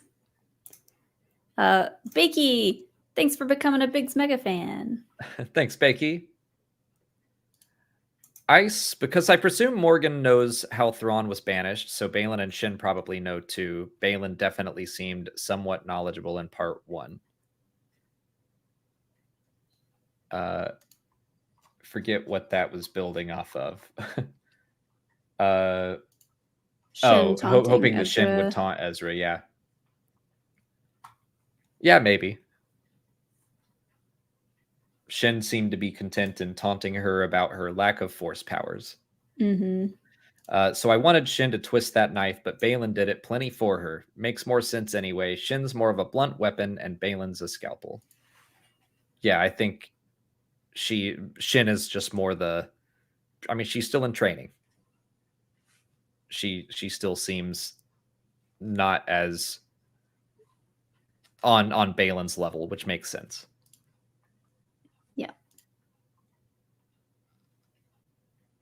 Scotty Heron, thanks for another one. Plot twist. Every galaxy has an identical Tatooine, and that's where Thrawn and Ezra are hanging. Each Tatooine for some reason. I need all the Peli variants. the enter the Peliverse. One of them has just straight hair instead of really curly hair. One of them, instead of losing one tooth, has only one tooth. Instead of a mechanic, she can be like an arms dealer or something. I was gonna say like a contractor. Yeah. Another way that she could like scheme people out of money. I like that. Denon, thank you. Do you think that Anakin has always been in the world between worlds after their time on Mortis? It would be interesting for his redemption. Love y'all. Has he Love you always been? Thank you. He's been in the world between worlds after. I don't think he's always been there. A version of him was stuck there forever. Oh no. No, like I don't know. I don't know how he is there, which version of it he is, but we're not going to know until next week. We should, at some point in these live streams, we should put stuff up on the screen. Like, these are the questions that we just don't know how to answer. Andrew711, thank you for the next one. Coming soon, Ahsoka the Plaid. Love it. Fall is coming. Let's get the plaid. Let's get Ahsoka with the pumpkin spice latte. The pumpkin spice. Yes, please. She's got the Han Solo outfit with the leggings and the vest and the white shirt. Mm-hmm. That was so like 2012, though. Ice. Anyone else think Morgan's hair is getting more and more silver? Seems like her Dathomiri roots are coming through the closer she gets to her goal. She is also working so much better for me as a villain now. Diana Lee in Asanto has such a commanding presence in every scene, in my opinion, even with Balin. I do think that, / I hope. My hope is that she goes full Mother Talzin by the end of this season, and she looks just like a Night Sister, and she's shooting magic out, and she's surrounded by a green orb. That's what I want to see. I kind of feel like her darker roots are growing in, and her hair doesn't look as gray. Really? I think her hair looks more and more silver compared to the way it looked in The Mandalorian. I'll have to go back and, well, yeah, I guess I'll have to go back and look to see what she looks like in that one. Her hair is much darker. She hasn't had access to her choice of box hair dye.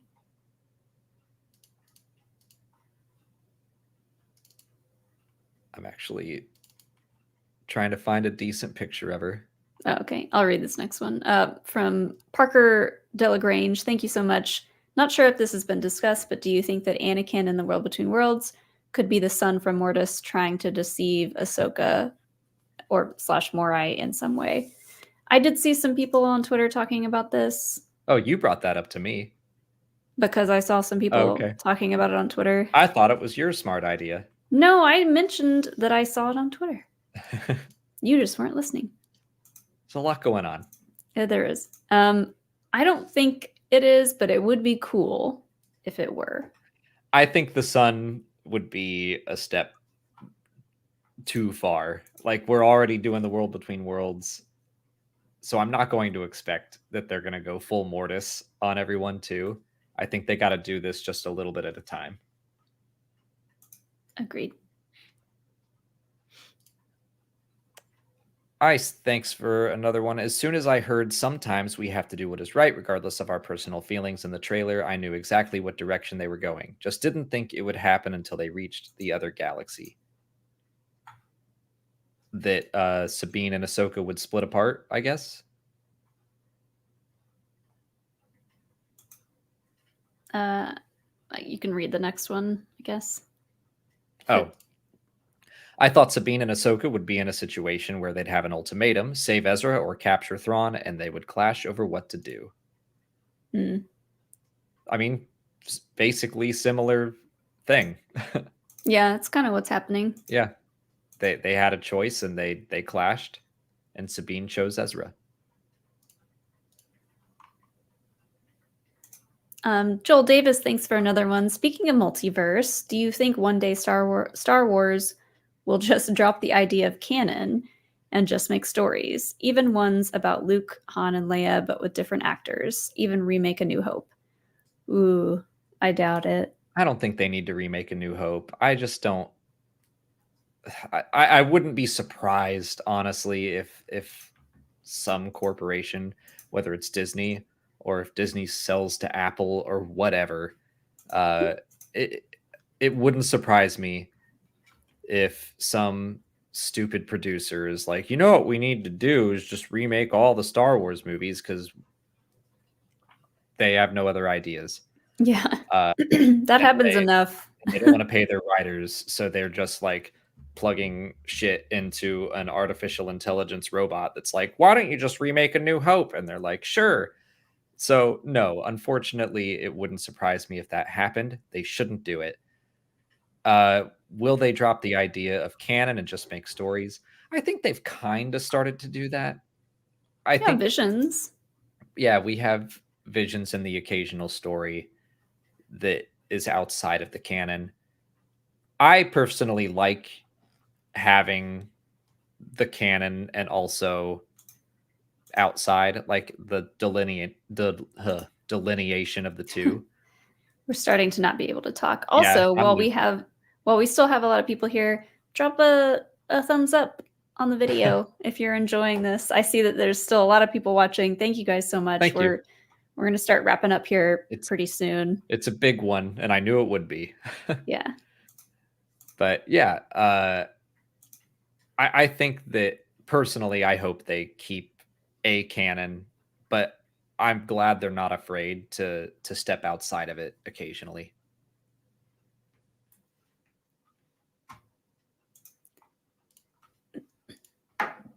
Darth Nicholas has the next few here. Thank you. I find it so funny how certain people think Dave Filoni will retcon the sequel trilogy with The World Between Worlds while simultaneously forgetting that Filoni created an entire show set in the sequel era. Yeah, I mean, again, that's just those people that are finding profit in drumming up hate for movies they don't like. Mm-hmm. But I don't think we're in danger of that. Would you prefer seeing Thrawn appear sooner rather than at the very end of Ahsoka? Also, I can't wait to see what Thrawn's right-hand man, Captain Enoch, played by The Expanse's Wes Chatham, brings to the show.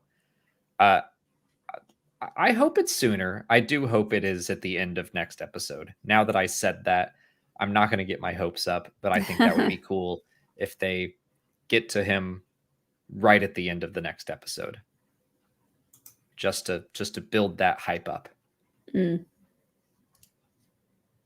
And I also can't wait to see. When they announced that Wes Chatham was going to be in the show, I love Amos to death. He's my favorite.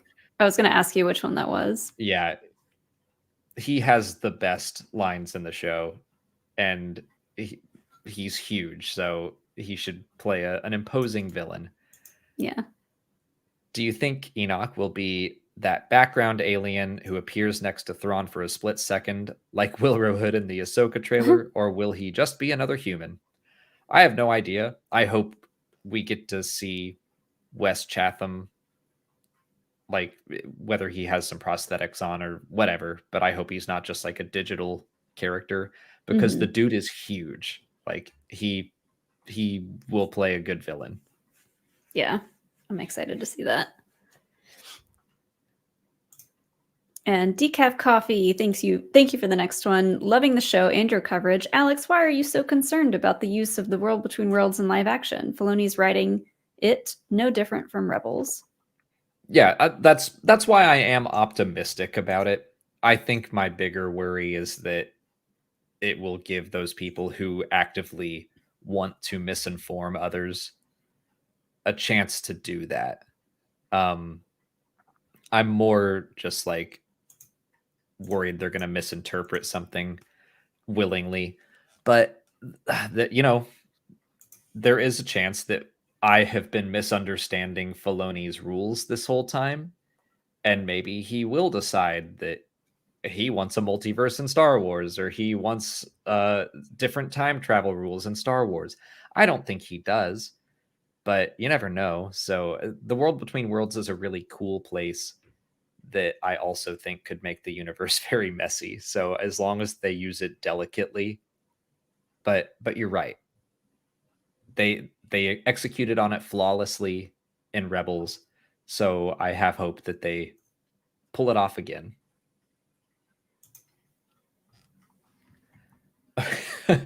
I like that. From Lindsay Brown, thank you.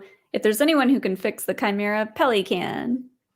Yeah, let's go. Let's take everyone to Tatooine just so Pelly can work on someone's ship. But she might be over there in the multiverse of Pelly, to bring up multiverses again. Pelly is in the other galaxy with her straight hair or whatever. But it would be funny if Thrawn got back to the known galaxy and he was like, let's go straight to Pelly's.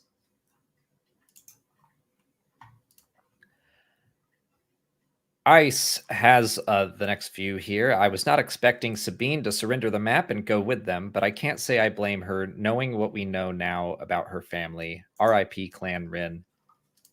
Saw discussion that Sabine's decisions have effectively undone Ezra's sacrifice because Thrawn is now able to return. Not sure I agree with that. I don't at all. Ezra taking Thrawn off of the board for the rebellion meant that the rebellion won and the Emperor died, and so did Vader. Like, yeah, I don't agree with that at all. Ezra had to know that him being found also meant the possibility of Thrawn being found and brought back to the galaxy. His last request was for Sabine to find him, so I imagine he thought it through. Yeah, it'll be interesting to see if they're together or what's going on, but we have no answers on that yet. BFFs. Or they're best friends. I'm really confident that Balin's endgame is the World Between Worlds. Unless there's more to the Peridia legends he heard, I can't think of what he would want. I'm honestly not really speculating on what he wants at all, because I just assume he wants to be in another galaxy. Maybe. Because of everything that happened with the Jedi there. He seems to want a fresh start.